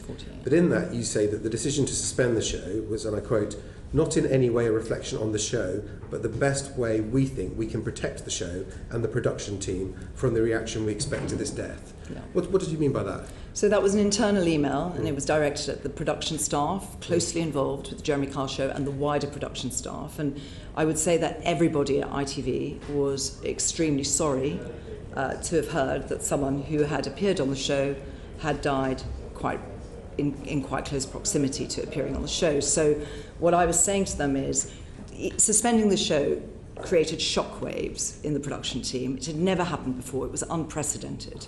And I was trying to say to them, we are going to go through this calmly and in a measured way. We are doing an internal investigation, but that is the way. Doing an investigation internally is the way to protect you all as individuals. That's what I meant by that. But did you not think it was a bit, it slightly preempted the internal review to say that the decision to suspend was not in any way a reflection on the show? I think what I was saying is that we couldn't say that. What the internal investigation was doing was we were looking at one episode of the show. We weren't looking at the whole Jeremy Kyle show over 14 and a half years. And that's what I meant by that, because you can't say to a production team that it's a reflection of everything you do every day and that you've been doing for 14 years. So it was an internal email sent to specific individuals who are working at the sharp end on production. I mean, they were harassed by the media. I mean, many of them were phoned, doorstepped, talked to. It has been a very difficult time for people who worked on that show. So the decision to cancel the show, yes, that was taken about 24 hours or so after this email was sent. 48 hours. 48 yes. hours. Okay. Was that a reflection on the show? I think a number of factors on that episode made it untenable for the show to continue. So it was a reflection on the show. The decision to cancel is a reflection on the show. It was certainly a reflection on that episode, yes. But on the show, but I'd have to say, given that you're saying that you're not going to bring the format back, no, and not going to have programs with lie detector testing anymore. I said we won't use it in that way, in that format. No, okay. We won't commission a show with that. Well, you have to say that's a reflection on the show, isn't it? In totality. For me, it's about we've taken a decisive action. We've been very decisive about it. There were a number of factors involved, which was specific to the episode. It included actually some letters which have appeared in the media, the report of which had appeared in the media, the proximity obviously being very serious to the show, and we believe that was the right decision.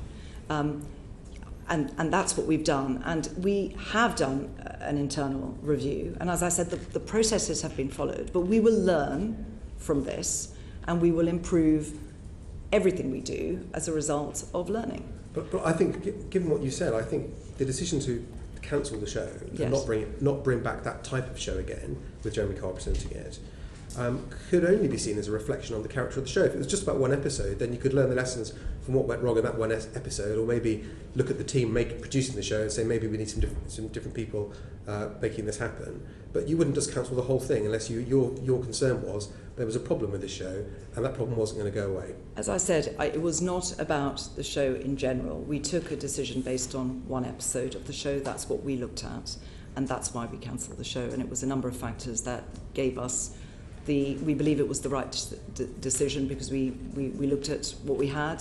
Things became clearer over 48 hours, and there was no black and white there. I mean, it was a very difficult decision to cancel a show mid-production, but we believe it was the right decision. Does ITV intend to work with Jeremy Kyle on any future programmes? So Jeremy Kyle does work for ITV and has worked for ITV on other programmes, and what we've said is that we will continue to work with Jeremy Kyle, but not in this format, not as a talk show, and we haven't confirmed what that would be. So not as a kind of well, you should not going to do a conflict resolution not a talk show, not a short talk show of this ilk in any way. Okay, Clive. I just really just to clarify, because I'm in sort of disbelief that this entire show was cancelled just because of one episode. So, I mean, for instance, let's go back to the issue of lie detectors. Was the efficacy of lie detectors ever discussed at executive level? Did you ever really consider, whether it was appropriate to continue to use such a defective testing system?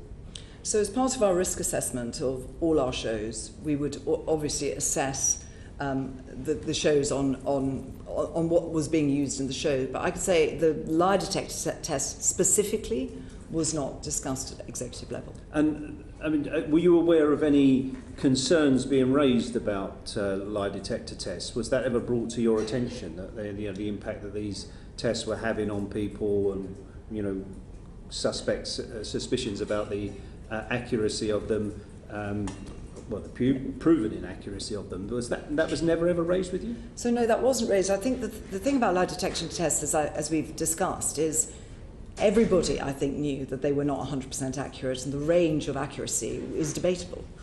So we all knew that, and we believed that we covered that because of the process before at screening and face-to-face conversations with participants, and indeed at the front of the show we make it very clear, and actually when the lie detector test is being used we make it very clear that it's not 100% accurate. So we haven't actually had many participants complaining about the use of lie detector. We haven't had volumes of participants doing that, because if they did, actually many of them would have written to Ofcom, and they didn't about the lie detector test. So no, I think, just worth bearing in mind, a lot of people on this show had issues. Some may have been vulnerable, but many of them had real life issues about relationships or problems with alcohol, whatever it might have been. And many of them wanted to do the lie detector test. And so what we had to make sure we did was go through our duty of care for that. So no, not volumes of complaints about that specific issue, which is why it wouldn't have come up at executive level. So you satisfied yourselves, because I mean, at the end of the day, the decision to go ahead with this show, when it was being made, is your decision. And so you satisfied yourselves that even though these people wanted to take the lie detector test, that they were sufficiently warned about the inaccuracy of those lie detector tests that you were happy with to be continue to be used in those programs? Well, I think, as we've all said, that we do believe the production team, the medical staff, Graham Stanier himself, all worked very hard to explain what informed consent meant, and explained what the lie detector test would entail, and the fact that it wasn't accurate. I do believe the production team worked hard to do that. Thank you. Listen, Cole, you said earlier that the two companies that you use, the lie detector test companies, had advertised that the accuracy of their tests was about 95%. I said in the 90s. In the 90s. When did you become aware of that? Because you've just said to my colleague that you never discussed the lie detector tests at your level. So in the Chris, company. as Director of Clients, has been aware of that for some time. So when were you aware of it? I was aware of that a few weeks ago. A few weeks ago, yeah. Right. And you were aware of it, Mr. Whitson, from when? Well, I mean, the show has been running for 14 years. The particular examiners that the show has used essentially is the same team of examiners that have been used for most of that time. And so I was aware, I can't tell you at what point I became aware, but I was aware that the examiners themselves would say that the tests were accurate into the 90s. And those examiners, I should say, are qualified and trained. They have American qualifications, and certainly in the USA, lie detectors are more widely used than they are in the UK, it's fair to say. And so you've used the same company, you said, through the 14-year history of the programme. Were you aware at any point during that period of evidence from other companies and academics that the accuracy of lie detector tests is not as good as 95%? No, what I was aware of was that there is a genuine debate about the level of accuracy. And obviously some people in the industry would say it's 95 and some might say it's less. Did you ever, as a risk mitigation issue, think about going back and looking into that more, or asking the companies that you use to verify their claim of 95%? I don't recall that ever being discussed. No. Right, okay. And earlier in your evidence you mentioned that the practitioners who administer the test to the member of the public, they did it in that hotel room in the Holiday Inn, I think it was. Did they tell the contributors, the members of the public, as they're administering the test, that it was 95% accurate? No. No, they would not. definitely didn't. You No. know for a fact that they didn't tell contestants that it was 95% accurate. No, I'm sure they did not. But do you know that? Well, obviously, I was not they've present. told you I was not 95% present for every accurate. time, Yeah. the thousands of times that Yeah. a lie detector was administered. So no, I can't say that. So they've told you that They have told accurate. me that they were always very clear with every guest that they made clear to the guest that it was not 100% accurate. It's fair to say that they would represent that it had a high level of accuracy, but that it was not. In other words, that it was not foolproof. That it was not 100%. But the producers of the show, if I may just add to that, the producers were very clear that they didn't use the figure of in the 90s, as you saw from the previous panel, because they would have mentioned it if they had. They used the figure, it is not 100% accurate, and that was what the show did. Yeah. And when those tests were actually carried out in that hotel room, was there a member of ITV staff present in the room when those tests took place? No, they So took you place. don't know what those people said to the contestants in those hotel rooms on any occasion, do you? The tests were recorded, so it would be possible to ascertain exactly what was said. Okay. And the reason it was recorded was actually primarily so that if a guest later was to query the way that the test had been administered, or for example to say that, well, that's not right, I wasn't asked that question, it would be possible to have a record to reassure them that actually that was. And did that ever happen? I don't recall it ever did. No, I'm not aware that it ever did. Okay, yes. thank you. But that was recorded by the company themselves, if you like, for their own protection, if you like, because they didn't want anyone to later say, "Oh, well, it didn't go that way." Okay, so I'm clear. So you were aware of the 95% claim, but you cannot say whether or not the practitioners who carry out the test made that claim to the members of the public who took the test in any of the tests that were carried out over that 14-year period. I think the examiners would always have been very careful to make it clear that it was not 100%. But you don't accurate. know that, do you? You can't say that as a fact. I've not reviewed thousands of tests that were undertaken. Okay, thank you. Just one quick supplementary on that, on the what yeah, Joe I have was others want to come on this too, but just one. Just one, what Joe was just asking. So given that you had that information about them, was legal advice about how to deal with the use of lie detector tests? For instance, the terminology used on the disclaimer that was on the screen, was that ever discussed by the executives? I mean, because ultimately you're responsible, aren't you? I believe that was discussed by the production team. It was, I mean, like everything else that goes into the show, it's an editorial decision what we say on the screen. If I might say, we need to make sure that we're talking about the right processes in ITV. So the production executive would have definitely discussed the use of various tools and techniques in the show. The management board or the PLC board would not have done that unless there was an alert. And there was not an alert for all the reasons we've mentioned. The use of lie detection tests are within the broadcasting code. We have not broken any regulations. There were no complaints to Ofcom about lie detection tests. And the participants, we believe we went through processes that ensured we had informed consent. So if any of those things were not in place, that's when it would have come up to the executive board. But the production executive would have discussed what was going on in the show. It's a daily show. It was going out every day for 5 days a week. Production executive would have definitely discussed it. Brendan. Thank you, Chair. I think we can be honest here that for all the nuance and all the spin that you want to put on this, and for all the references to the small print, in fact, the lie detector was presented as truth on the show, on the day, to the people involved and to the viewing public. It was presented as truth. And you had a presenter who was an active participant. He was a belligerent in this.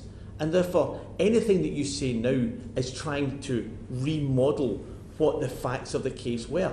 And as I say, you can hide behind the small print and the nuance of it. But that's the fact. Don't you agree? Mr. Hara, we would not spin anything ever.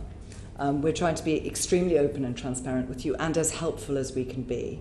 I think that we genuinely believe that we made it clear to participants and indeed on the TV screen in the forms that were signed that people understood that this test was not 100% accurate. We did what is required. We probably went beyond what is required to ensure that the participants of the show and indeed the viewers of the show knew that this was not. For Jeremy Kyle, he believed, I think, more in this, but he also knew they weren't 100% accurate.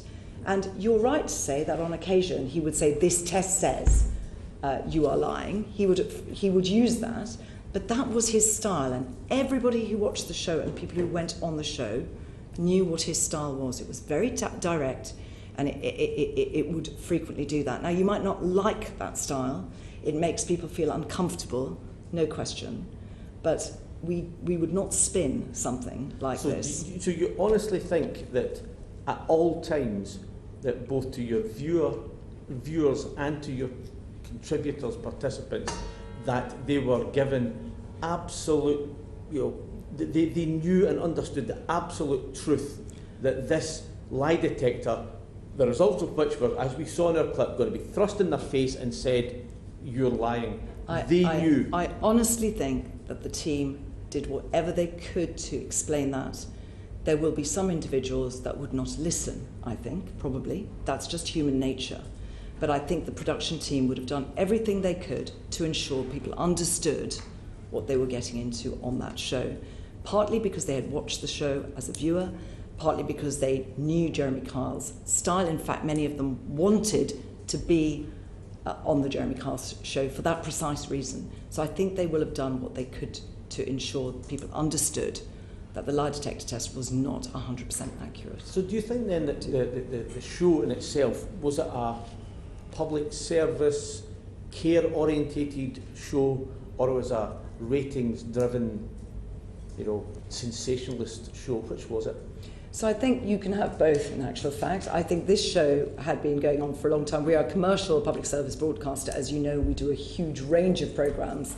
Yeah, like this show. But this show, I would say, at its core, was trying very much to resolve people's issues. That's why they looked for people with issues, and therefore that was what the show was about. It did have some positive intentions. It didn't always work out like that. That is clear. So from day one, its driving force was conflict resolution and to bring people together, not to sensationally split people up or to lay people their most innermost failings and fears in front of an audience of 1.5 million people. I didn't work at ITV 14 years ago, but when I have looked back on the purpose of the show, from its inception, it was a radio show first, became a TV show. From its inception, it was about trying to resolve issues for people with normal lives in the real world. That is what it starts Can I off. just have one? Sure. Mr. O'Hara, you may not have taken evidence or been given evidence from me, but there are a large number of people over that period of time who did find the show helpful, who did find that it resolved their conflicts or helped them with personal problems like addiction. That is on the record. There are a large number of people who did get benefit from it. Okay, can I ask you all just one final question at the moment? Up until it was cancelled in May 2019, were you as an ITV board proud of the Jeremy Kyle show, and did it reflect the values that you wanted ITV to reflect? Well, perhaps I could answer that. When I look at the number of people who viewed it and enjoyed it, when I look at the number of people who wanted to get on the show because they thought it had some value, and when I look at the number of people, as I just mentioned, who got some benefit from it, it was something to be proud of, yes. Wow, okay. Look, I'm proud of what ITV does. I think ITV is does a whole. I'm very proud of ITV. You are right to be so, but I'm asking specifically about. Do you know what I would say is that it may not be to your taste, the Jeremy Kyle show, or anybody around this table, but it was watched by 1 million people a day. We did not make a commercial decision around this show, right? The decision to stop the show we didn't even discuss commercial things. But I think that what the purpose of the show had a good intention. So you're answering lots of questions that I didn't ask. Yes. So let me ask once more. Did the Jeremy Kyle show, before it was cancelled, reflect the values of ITV? It reflected the values of wanting to help people, of wanting to have people on a show that were from the public, where they genuinely wanted to seek help, whether it was counselling, therapy, rehabilitation, family mediation, child mediation. It did all of those things. And it did help a lot of people. And I know it's not a popular thing to say here, but cancelling the show is not as straightforward. I mean, I have emails every day. There's a 50,000 petition asking for the show to be coming back. We're not going to bring back the Jeremy Kyle show, but it does show that there are a lot of people out there. The emails say, this show helped me with my issues because they brought them into the light. So I'm just reflecting a different perspective to you, where other people saw value in this show. Okay, thank you. Thank you. Julie Elliott. Thank you. I just want to follow up a few things that you said. Mr. Wisson, you said that these lie detector tests were recorded. Did the contestants who were going through that process know they were being recorded? Yes. Now, we've heard from the chair already that actually, you know, being under stress, being recorded, these are people who aren't used to being recorded in any situation. It's not like us sitting around here where cameras are on us 24 hours a day if we're in this place.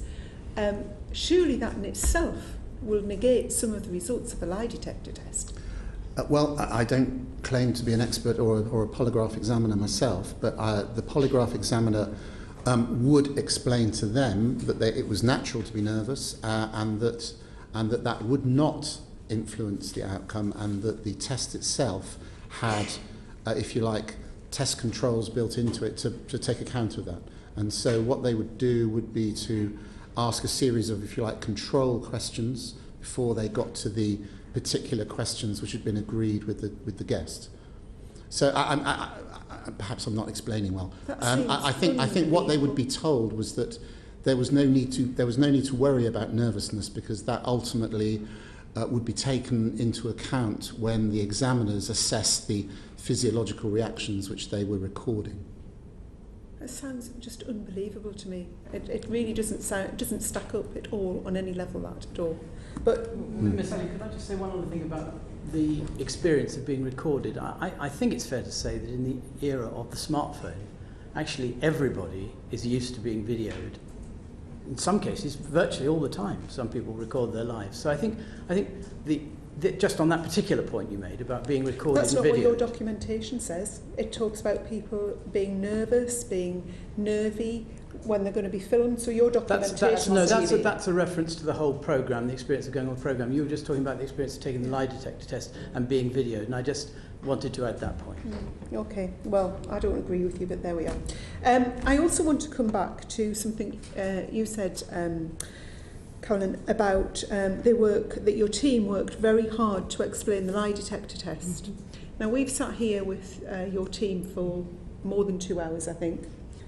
I don't feel they've explained to us at all satisfactorily the merits of the lie detector test, the way it works, or even that they actually knew totally how it did work, or the parameters around it. You've come in quoting percentages, seemed to know far more about it than they did, and yet you've also said that it's their job to know that, and they didn't. So I find the statement quite alarming when you've said they did work hard to explain the lie detector test, because if they can't come in here where they knew they were going to be getting asked quite, searching questions on the whole issue, because it's a very serious issue, and they certainly haven't satisfied me.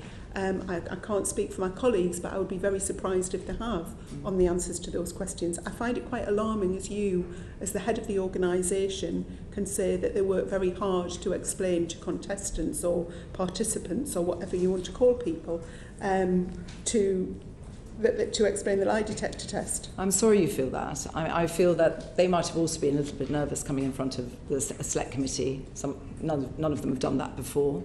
I think that on a day-to-day basis, the production team were loyal and dedicated to this show and would have really, really wanted to explain fully what participants were getting into. They're called guests.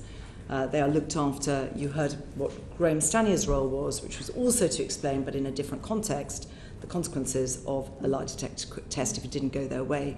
So I do believe on a day-to-day basis that the team took this seriously. They took the whole show seriously. It was So a do you daily think we show. have the right people in here answering the questions about that? Well, I mean, Tom is the executive producer of the show. He's been involved in the show for a very long time. He does run a lot of other shows as well. There is a producer on the show day to day who is not Tom.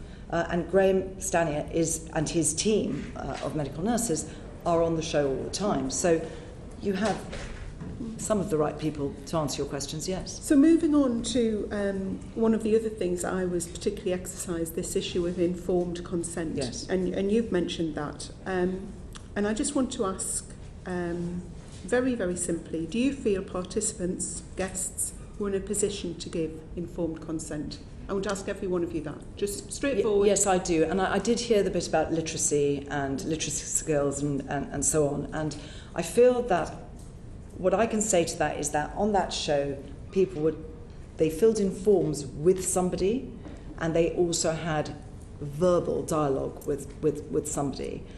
So not only Graham's team, but also the production team. So if there were literacy issues, I think they would be picked up in the course of those conversations. So they would have been taken into account. So I think that informed consent is an incredibly important part of what we do. It's a pillar in duty of care for participants, particularly with members of the public. So it is an incredibly important thing, and I do think that we had processes in place that did ensure that things were explained sufficiently so that people could take informed consent. You said you wanted to ask each of us. Yes, so I want each of you answer, and then I want to come back so to I would, I think, reiterate what I said to the chair a little earlier. The people who went on the show were people who applied and really wanted to appear on the show. In fact, most of the people who applied didn't go on the show, but a minority got onto it. They applied to the show because they knew what the show involved. They wanted to be on it. They'd seen it every day. They were fans of it, I assume, or thought that it could bring them benefit. So they started with a very high level of knowledge of not only the show, the way the show was produced, the way it was presented, the effect on the people taking part. So that's part one. And part two for informed consent is what Carolyn just said, which is very, very careful explanation of different parts of the show, how they might go, how it might be for you if they go this way or go that way. And I believe that took place. Yeah, yes, if I can, I concur. I mean, informed consent obviously is a kind of cornerstone of television. It's important in every programme that anyone takes part in, not just in the Jeremy Kyle show. So it is a pretty basic requirement for all programmes. And informed consent essentially is about, in this context, did the guest understand the nature of the show? Did they understand what they were letting themselves in for? Did they understand what their role in the show was going to be? Did they understand the likely questioning that they were going to be given by the presenter? And I think fundamentally the answer to that question is yes. I think, and I'm sure that Tom said it on more than one occasion, the people who applied to go on the show tended to be the people who watched the show regularly, and therefore I would say they really did understand what they were getting into, and also that they wanted if you like, they wanted many of the things which I can absolutely understand why other people watching the show would say, why on earth would you submit yourself to that? Yeah, I would say that they willingly submitted themselves to it, and they did know quite what they were doing. I totally accept that it has tended to be people who are fans of the show, which isn't me, who would want to go on the show. I totally accept that point. But I am concerned again, Carolyn, that what you have explained there is very different than what Tom explained in the previous session, because I pushed him very hard on this issue about literacy and understanding, because there's a lot of legal documents you've sent us, and thank you for doing that you really do need to know what you're signing. And he said if someone said yes, they could read and write and didn't have dyslexia, there would be no further pursuance of that. No, I think if it was dyslexia, it would have gone through to Graham. Yeah. But if it was, if they had said yes on literacy, I am saying, and I think Tom would say, that it would have been picked up in the verbal conversations, of which there were many afterwards. That is not what he said. So I would, if you can compare what, you know, okay, the sort of transcript is, and then come back with what sure. is actually the factual representation very of what happy to do happened. that. Let me watch that. So I want to move on to something completely different. I could say light relief, but I don't think it will be. Love Island and body image is what I want to move on to. So a Commerce survey recently revealed that more than half of 18 to 34-year-olds feel that reality TV and social media have a negative effect on how they view their own body image. Do you think ITV studios have a responsibility to show different types of body image among contributors? And I'm particularly thinking of the Love Island types of shows.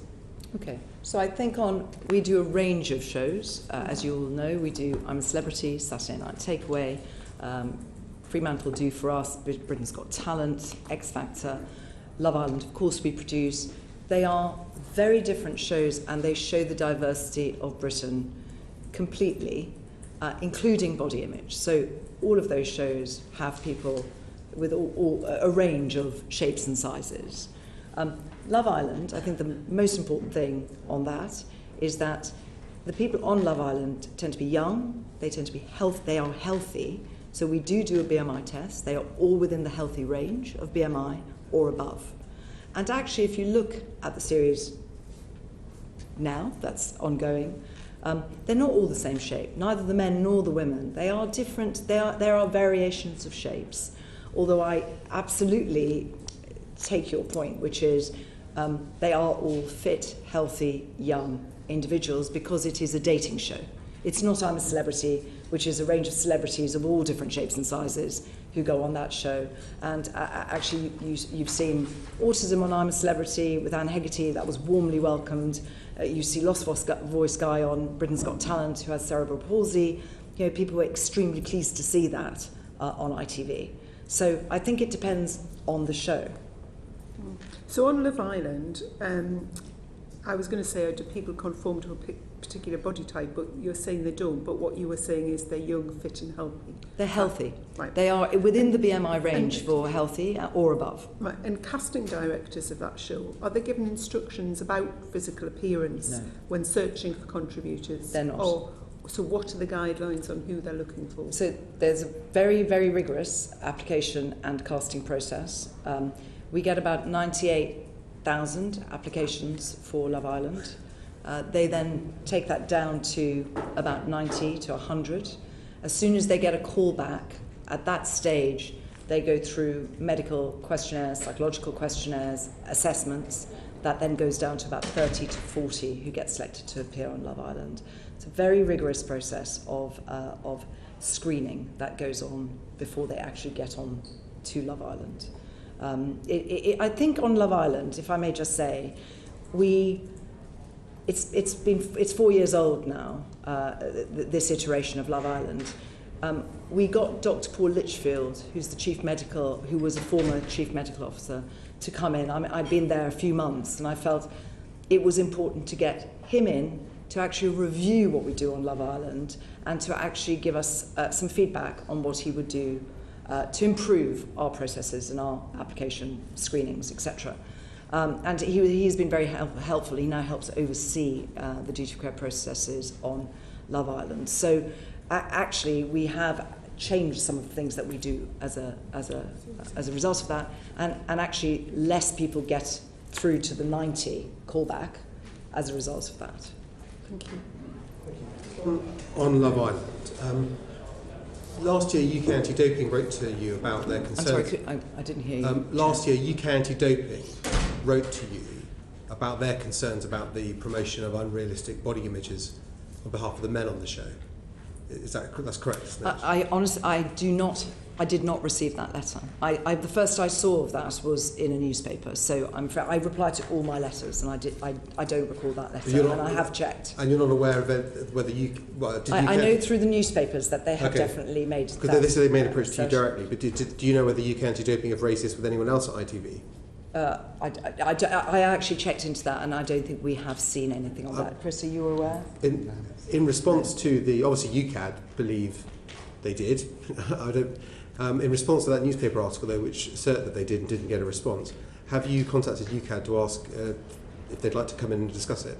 We would certainly do that, and I have actually asked somebody to make contact with them, and I think they have had a conversation. So I will come back to you on that, but one of the things I would stress on Love Island is that they all go through testing. They're tested for drugs, they're tested for steroids, they're tested for everything. So we have no tolerance for the use of any type of drug. Any performance-enhancing drug? Okay, but yeah, I think. And we make that very clear to the to anyone participating in the show. No, well, I'm sure UCAD will be. UCAD have actually contacted me during the session asking if I would raise it with you, which to me would suggest they're not particularly aware that they've been approached for a contact. Otherwise, they probably wouldn't have bothered. They'd be just I'd looking be forward to the meeting. surprised if they haven't been contacted, but I will pick that up. Okay, well, I'm sure UCAD will probably. UCAD are still watching, and they may give us a further update before we finish about that. But I would hope they do, because obviously I think if they are our national body on anti-doping. And we'd be more than happy to talk to them. Yeah. For the last, there was an article analysing the members of Love Island selected for the previous series. Half of the people who were selected had actually been approached about going on the show. They hadn't applied, they were approached and recruited, most of them working at model agencies. Do you know for the current show what that proportion would be of people that have been approached to go on the show rather than applying? So I think we make it very clear in our process that the production team, continuously look for people who would be right for Love Island in terms of being able to be in the villa, the personality that they're required to have. And we say very clearly that they go to festivals, they go to model agencies, they go to a whole range of different places to see whether people are interested in. But they would still go through the screening process that I've just described. I'm sure they would, but the reason I raise it, the reason I think it might be significant is that in this article that was in The Guardian, I think, looking back on the previous series, you've got also people talking about turning it down and saying they're all largely on the books of the same London model agencies, they all know each other, they go into the villa knowing each other, some joke about whether they or their friend will get approached next year about it. And that would suggest that the people making the show they're going for a very certain type of person. They're fishing from a very small pond for the people they want to be on it. I don't think they just look in that pond. I think they keep it quite open. So there are some people that go on Love Island that have never achieved any type of contract or agent or anything like that. In fact, we're very careful to advise them to get an agent as soon as they go on Love Island. We actually encourage that because we think that gives them much more information about what it will be like afterwards. So there are people that come from a very different pool to that on Love Island. Do you see that some people might be concerned that actually what is presented on one level as a reality TV show with casting, sort of like street casting members of the public to be on it, is in fact it's a slightly augmented reality, isn't it, in a way? Because you've got a really quite a narrow cast of people that are on it, and half the people that are on it are actually approached by the production company rather than just applying and going through auditions or whatever. I don't know the proportion that is directly approached and those that are not, and we can come back to you on that because we'll know that for this year. What I would say is actually it's a very diverse group of people. So if you look at the show, there's a biochemist on there, I think she is, a bioscientist, there's a model, there's diversity in terms of background, there's diversity in terms of BAME. It is quite a diverse pool in actual fact. Are you happy with the BAME diversity on the programme? I am. I think we over-index actually on that, and we work very hard to make sure it is as representative as possible of Britain. Are you concerned about the report some people have that people from BAME backgrounds tend to be last picked, first excluded, seem to get a less than a fair ride on the show? Do you know, I don't see the evidence for that, genuinely, and if there was, we would take that very seriously. I mean, if you look at the current show and you look at Yuande and Danny and Arabella, Yuande and Danny had an enormous amount of airtime in the last 2 or 3 episodes as a result of what was going on with them. So I think, and actually one of the most popular couples at the moment are Michael and Amber, who are both from a BAME background. Can I just say, Chair, on that? I welcome your question, and I do actually think that giving rise to a debate about representation and relationship between people of different ethnicity is a really healthy thing, and I really welcome the debate around the programme, and I think it's a sort of debate that a broadcaster like ITV should give rise to. Yeah. Okay, thank you. Giles Watling. Thank you. Yes, I shall wait for my call from the producers of Love Island, sure. You're very welcome. You don't want me, really. Just to get a couple of questions popped up during the recent evidence you were giving. I mean, you said that the Jeremy Kyle's show came from a radio show and then became the talk show and so forth. It seems like it's sort of a natural progression from the world of Marjorie Proop's onwards, the agony aunts, and moving on. So it became this combative series. Has it sort of grown and grown and outstripped you, the producers, in a sense, in as much that it's gone to places that you weren't expecting it to go? I can't really answer that. What I would say is I think the format has remained very true to the original format. I think that it has always been this kind of show. I think the style of the show is a tabloid-style, direct show, and Jeremy Kyle's style has not really changed over the years. He is opinionated, he's hard-hitting, he's straight-talking. That's what he does. So I don't actually think it's changed into something else. I do think, however, that society has evolved quite a lot, and I think that mental health issues are, everyone is far, far more aware and sensitive about that than they would have been 14 years ago, to be truthful. And I think that's why all shows have to evolve with the time. Right. Would you think it'd be fair to say that the people's desire for their 15 minutes of fame might overcome any reservations they might have about privacy and exposure to ridicule? Do you think that might be a fair thing to say? Look, I think people came on that show for a variety of reasons, and some of it was nothing to do with fame, in actual fact. I think many, many people came on that show because they wanted to sort their own problems out. That is the evidence of the show, that people who asked repeatedly to be on the show were people who had some serious issues, and we've had alcoholics on the show who've been into rehab, we've had drug addicts on the show who have had help as a result of the show, and numerous relationship issues where they're trying to prove one to the other that they can resolve 99%, this. 99%, we were told in the last panel, actually apply, having seen the show. So therefore they are after some sort of exposure, and I wonder, because often we're dealing with very vulnerable people here, I wonder if they're fully aware of the repercussions of this potential exposure to ridicule. I would say that as the show has progressed, I think social media has probably intensified this. I think at the beginning of the show and for many, many years, this would not have been as much of an issue at all. I think that in the recent past, certainly the clips you might see on YouTube or the user-generated content around the show, the kind of echo chamber of social media, that can make it very different for a participant on that show who was actually perhaps coming on the show to resolve a problem. So it could give them other problems. Do you see what I mean? So, absolutely. Are participants told about that? Because we know from other inquiries that we've held that there is bullying that goes on social media platforms such as Twitter and so forth, and suddenly you get a group of people, suddenly it's like a pack of hounds hunting down the fox. Are they told of this possibility? Are they informed? They are, and they are on all our shows, especially in the last few years. We have social media as an important part of what we discuss with participants on Love Island. We actually give them social media training so that they are equipped to deal with what may come. Yes, because no one knows how that's going to go, so they need to be equipped, they need to be trained, because some of them will be famous, some of them won't be famous, some of them will be ignored.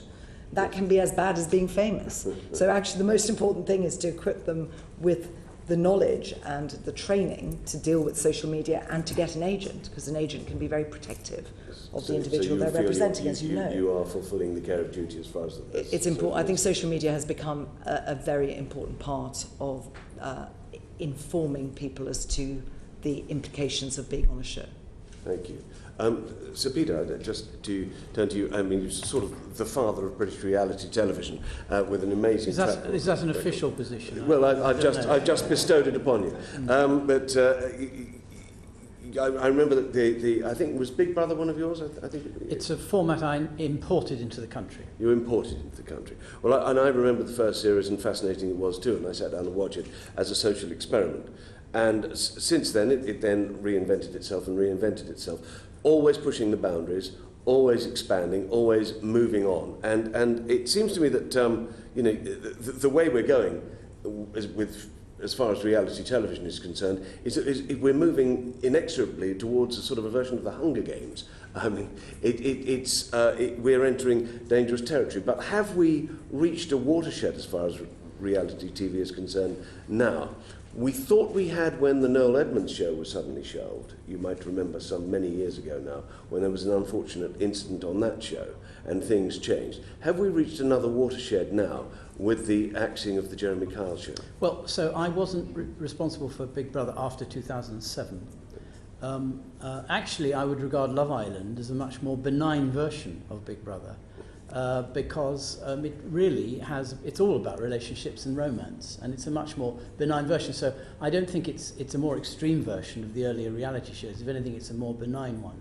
Of course, this word reality is a difficult one to define, because some people apply the word to quiz shows, some people apply the word to fixed camera shows, some people apply the word to talent shows, even cookery shows, or The Apprentice is like a business skills program.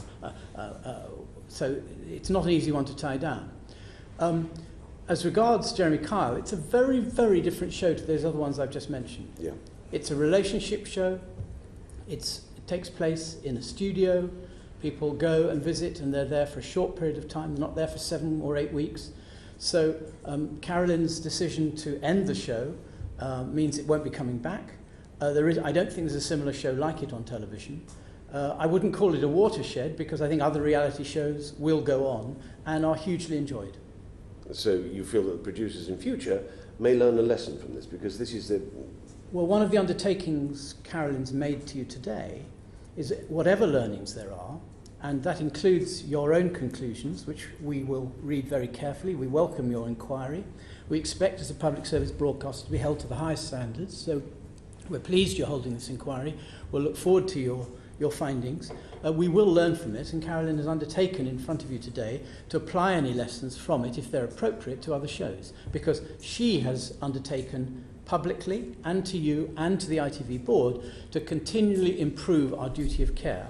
And her appointment of Paul Litchfield, that she mentioned earlier last year, is an example of that. I could give you others, but that is what she is about. Actually, most importantly, I think this is important for the industry, for the whole broadcast industry. And we have reached out already to PACT, with the Independent Producers Association, so that we can work on best practice for all the industry on all our shows that involve the public. Right, thank you. Just to note for the record, obviously, our inquiry is looking at reality TV as a genre. We will be questioning other television companies and production companies in just the same way we have done you today. Yes. Yeah. But we'll look at your conclusions very carefully, and we'll learn. I've no doubt we'll learn from them, and we'll attempt to apply them. I just wanted a couple of last questions to Mr. Wilson, if I may. It's about the contract. When contestants sign a contract. Now, I'm used to that. It's what I've done all my life, and I'm used to seeing equity standard contracts, etc., etc., etc. A lot of people don't know about this, and in fact the general public, I would imagine, don't often sign contracts. Where do they do this? Do they do that at home? Do they get sent the contract at home, or is it in a casting audition that the contract is put before them? Are you talking about Love Island? I'm talking about Love Island. Yes. I'll be honest with you. I don't know at exactly what point they signed the contract. Obviously, it's before they take part in the show. Now, are they guided through the process then? Yes, I think they are. I think they are quite carefully guided through the process, and I think again, it goes to this point about informed consent. I think informed consent is not just signing on the dotted line. It's very much having the nature of the show explained to you, and indeed, increasingly now, in particular for Love Island, having explained to you not only what you can expect on the show and what will be expected of you on the show, but also what you can expect afterwards. In other words, the downsides as well as the potential upsides of suddenly becoming more famous than you were before. And you're satisfied that these 27 pages or so of legalese is adequately explained and clarified? Can I just build on that? The 98,000 will have an application form, but once they've been, however they've come to Love Island, to wanting to be on the show, the 90 to 100 that get a call back will definitely be talked through the forms, will definitely be one-to-one, will understand the implications of appearing on Love Island, will understand why, they will go through with them what happens if you leave the villa early, what happens if you are not selected, how will you feel, what's the worst you will feel. Don't forget too, on Love Island, the families are involved, so we actually involve parents of participants if they want that, but we reach out to a much broader group on Love Island, so it's very comprehensive. You're confident that their processes, your processes, ensure that they understand? Yes, I am. I do feel confident about Love Island's process. Right. There was something I touched on earlier. The contestants are asked to sign away the possibility of getting an injunction to prevent ITV showing any footage you choose. Would you agree that that results in a significant imbalance of power, shifting towards ITV and away from the contestant? I think we do that. Chris is a lawyer by background. I think we do that because it's a standard clause that we put into every single contract. Because if someone turned around and said, I don't want you to film that, I don't want you to film that, they would be editing the show. Mm-hmm. So that is why we need to have the freedom as editors to make the show. It is something I touched on in the earlier panel. Yeah. You might have noticed when I was talking about editing and the power of editing. They understand what you can do to... Yes. Well, actually, they are a generation who edit video themselves. Their level of media literacy is wholly different to the people who took part in the early years of Big Brother. Just on that point, informed consent, which is an issue you quite properly have raised as a committee with us and our colleagues. But, informed is one important word, consent is the other important word. And we need to get genuine consent from them. So if everybody who took part in the show got together afterwards and wanted, legally or otherwise, to stop various parts of the show being shown, it wouldn't be practical. So that's the reason for that clause. It's a practical reason for that clause. But it's only fair and meaningful if they have informed consent, and we do believe they do have informed consent. Thank you. I think that's great. Thank you. Jo Stevens. Can I just pick up on what we've just been discussing? So the contract, thank you for sending it to us, is very substantial, much greater than an actor's contract, I'm told by Giles. At any point, for the people who have to sign this contract, do you advise them to get impartial legal advice on the terms of the contract? I'll be honest, I don't know, but I believe that we do. But I will. Don't know. I can check with I can check with the So producers. I'm pretty sure, given that we advise that they get an agent, we would say to them, get an agent early. A minority, but some I think actually have an agent before they sign up to do the show. So you can't say that they get impartial legal advice on this contract, because actually this contract requires them to hand over all of their rights in perpetuity for a huge range of things: copyright, performers' rights, royalties, their name, photographs, representations, and the contract covers a period beyond the actual filming of the programme. And if they wanted to get out of the contract at any point, they have to pay a release fee to ITV, and that is decided upon by ITV.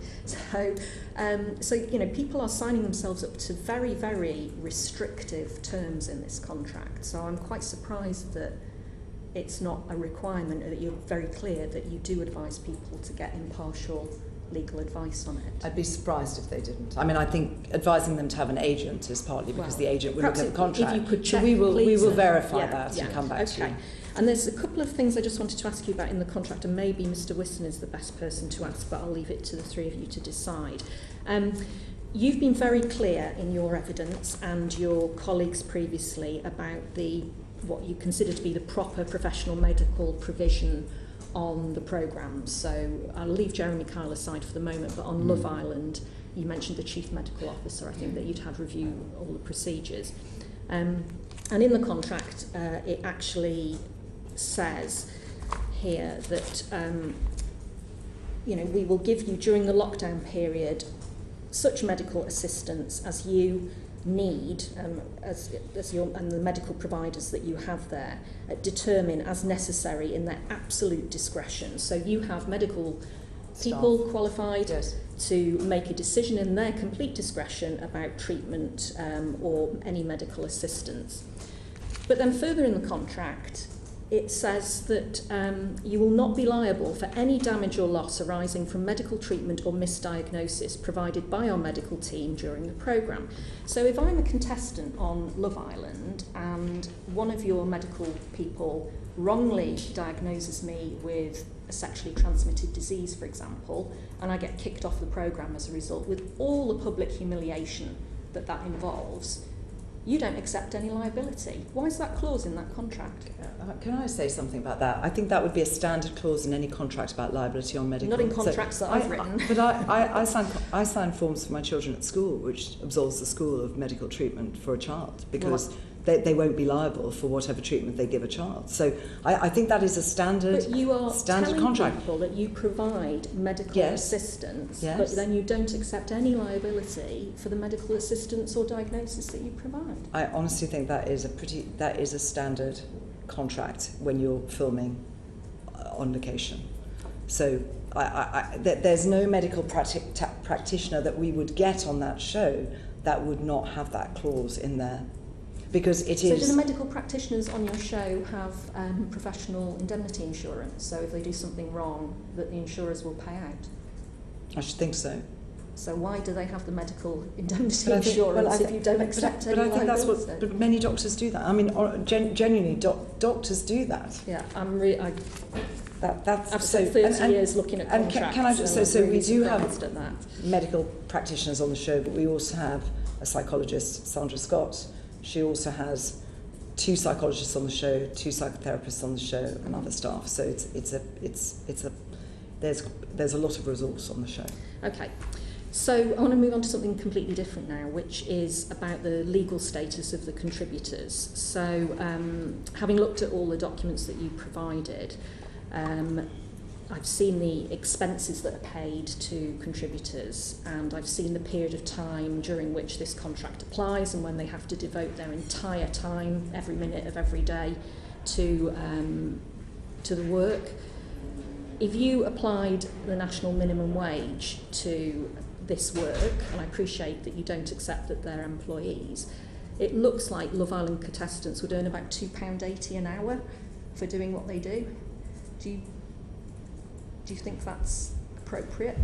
Have you included the care of the whole team in your costings there? Have you included I'm talking about what they are given as a consideration, which is the payment for so we should bear in entering mind into this contract. Whenever the public appears on any show, they're not paid to appear on the show. No, but they're given expenses. And they are given, yeah. they're given expenses. Yeah. And that is made very, very clear to every participant on the show. They go in there knowing absolutely that we will pay their expenses and they will get a lot of... But those expenses aren't reimbursement for outlay, are they? No, it's a subsistence, effectively, a sum of money. Yes, so members of the public are not paid to appear on programmes. Yes, no, I heard you say that. So that's what I'm saying. So trying to divide the expenses up on but what I'm saying is it's the equivalent of about £2.80 an hour. But we don't accept that because they come on willingly and are not expecting to be paid for their appearance on the show. They are expecting their expenses to be paid. And by giving up all of the things that you require them to give up in signing this 27-page contract, there is, as Giles says, I think, a very big power imbalance between ITV and the person who's coming on the programme. So in France, there's been a recent court case where participants in a very similar show to Love Island were given the status of employees. Why don't you do the same? Because that's French law. So we operate in France, and I've experience of France, and French law says everybody is an employee. I think actually the benefits of being on a show like Love Island and what we provide to those participants probably exceeds anything that legislation would require.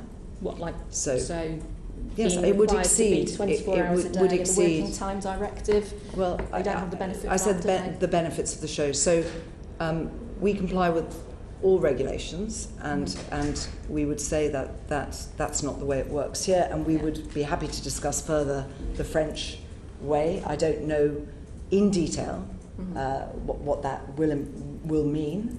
We're very happy to discuss that going forward. But as a point of, just as a point of principle or as an idea, would you have an objection to people who go onto the show being employees for the period of time that they're on the show? I know you don't have to do it, but I'm just asking. Could I help? If I can? Of course. I think Karen said she'd be happy to look at that.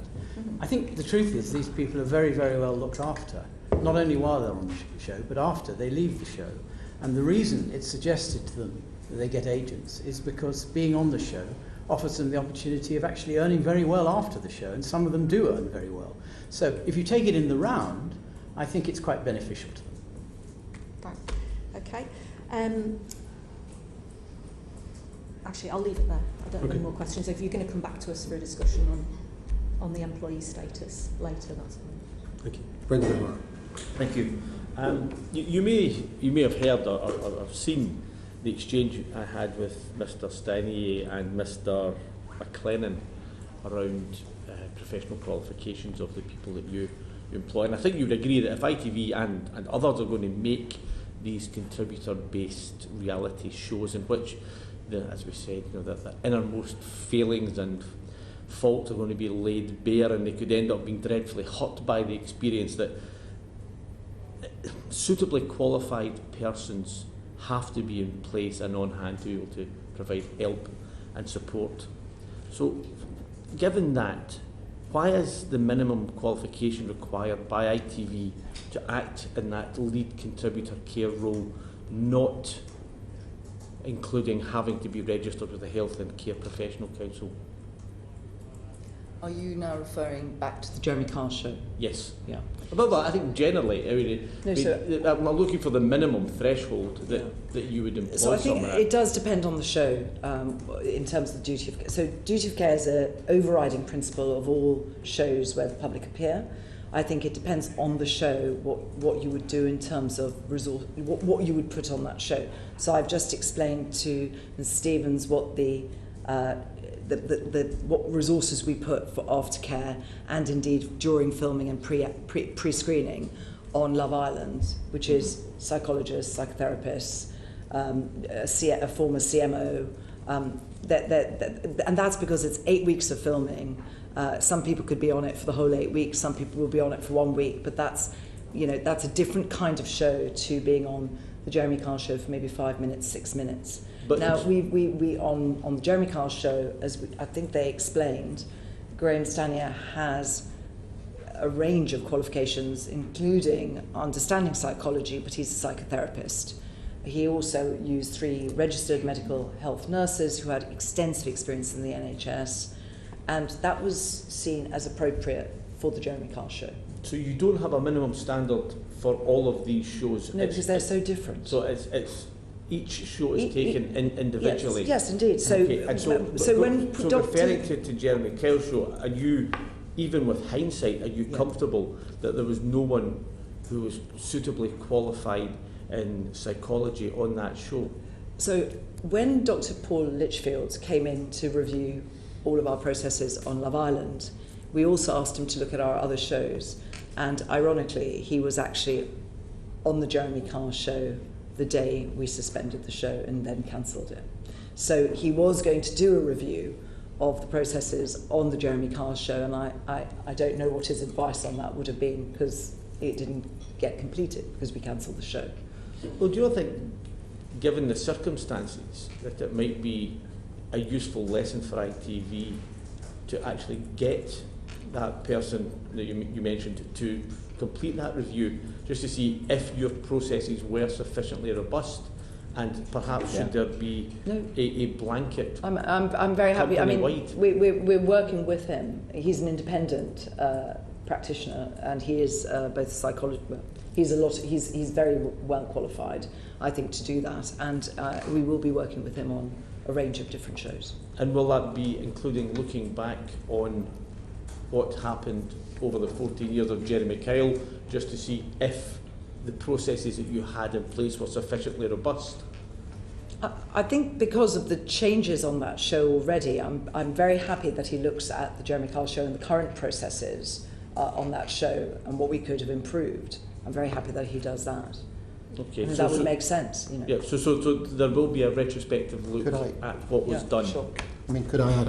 I think it's fair to say the industry as a whole is now going to have a conversation, and of course we're shortly going to have a consultation with Ofcom, and I think one of the aspects of that conversation will certainly be what are the appropriate qualifications for the if you like, the psychological experts that programs use. What expertise should they employ for a whole range of different types of programs? And there's a genuine, I think again, there are genuine differences of opinion as to what are the correct attributes or qualifications, and across the industry, there are a range of disciplines. So there are psychotherapists, there are psychologists, there are psychiatrists.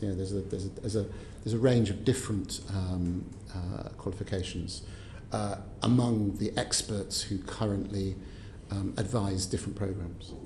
So, without wanting to put words in your mouth, but would it be fair to say then that ITV would be looking at a root and branch review of the role of this psychologist, this psychotherapist, call it what you will, but that professional qualification? I think, as someone said quite recently, that the public are quite confused about the different roles, never mind people who actually work in the industry. So I think we would welcome looking at what we do on all of our shows, and I think the industry would welcome that, so that actually we are clear as to when a certain profession would be very helpful on that particular format. So I think we'd welcome that. Okay, thank you. Thank you, Chair. Thank you very much. That concludes our questions this afternoon. Thank you very much for your evidence. Thank you. Thank you all. Thank you. The proceeding has ended.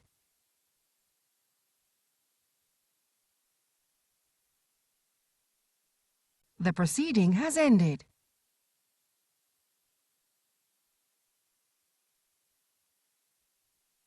The proceeding has ended.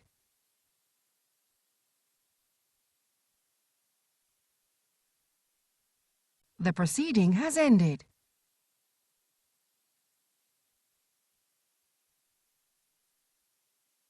The proceeding has ended.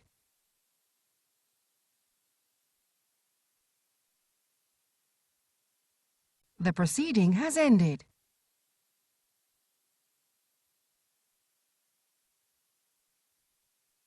The proceeding has ended.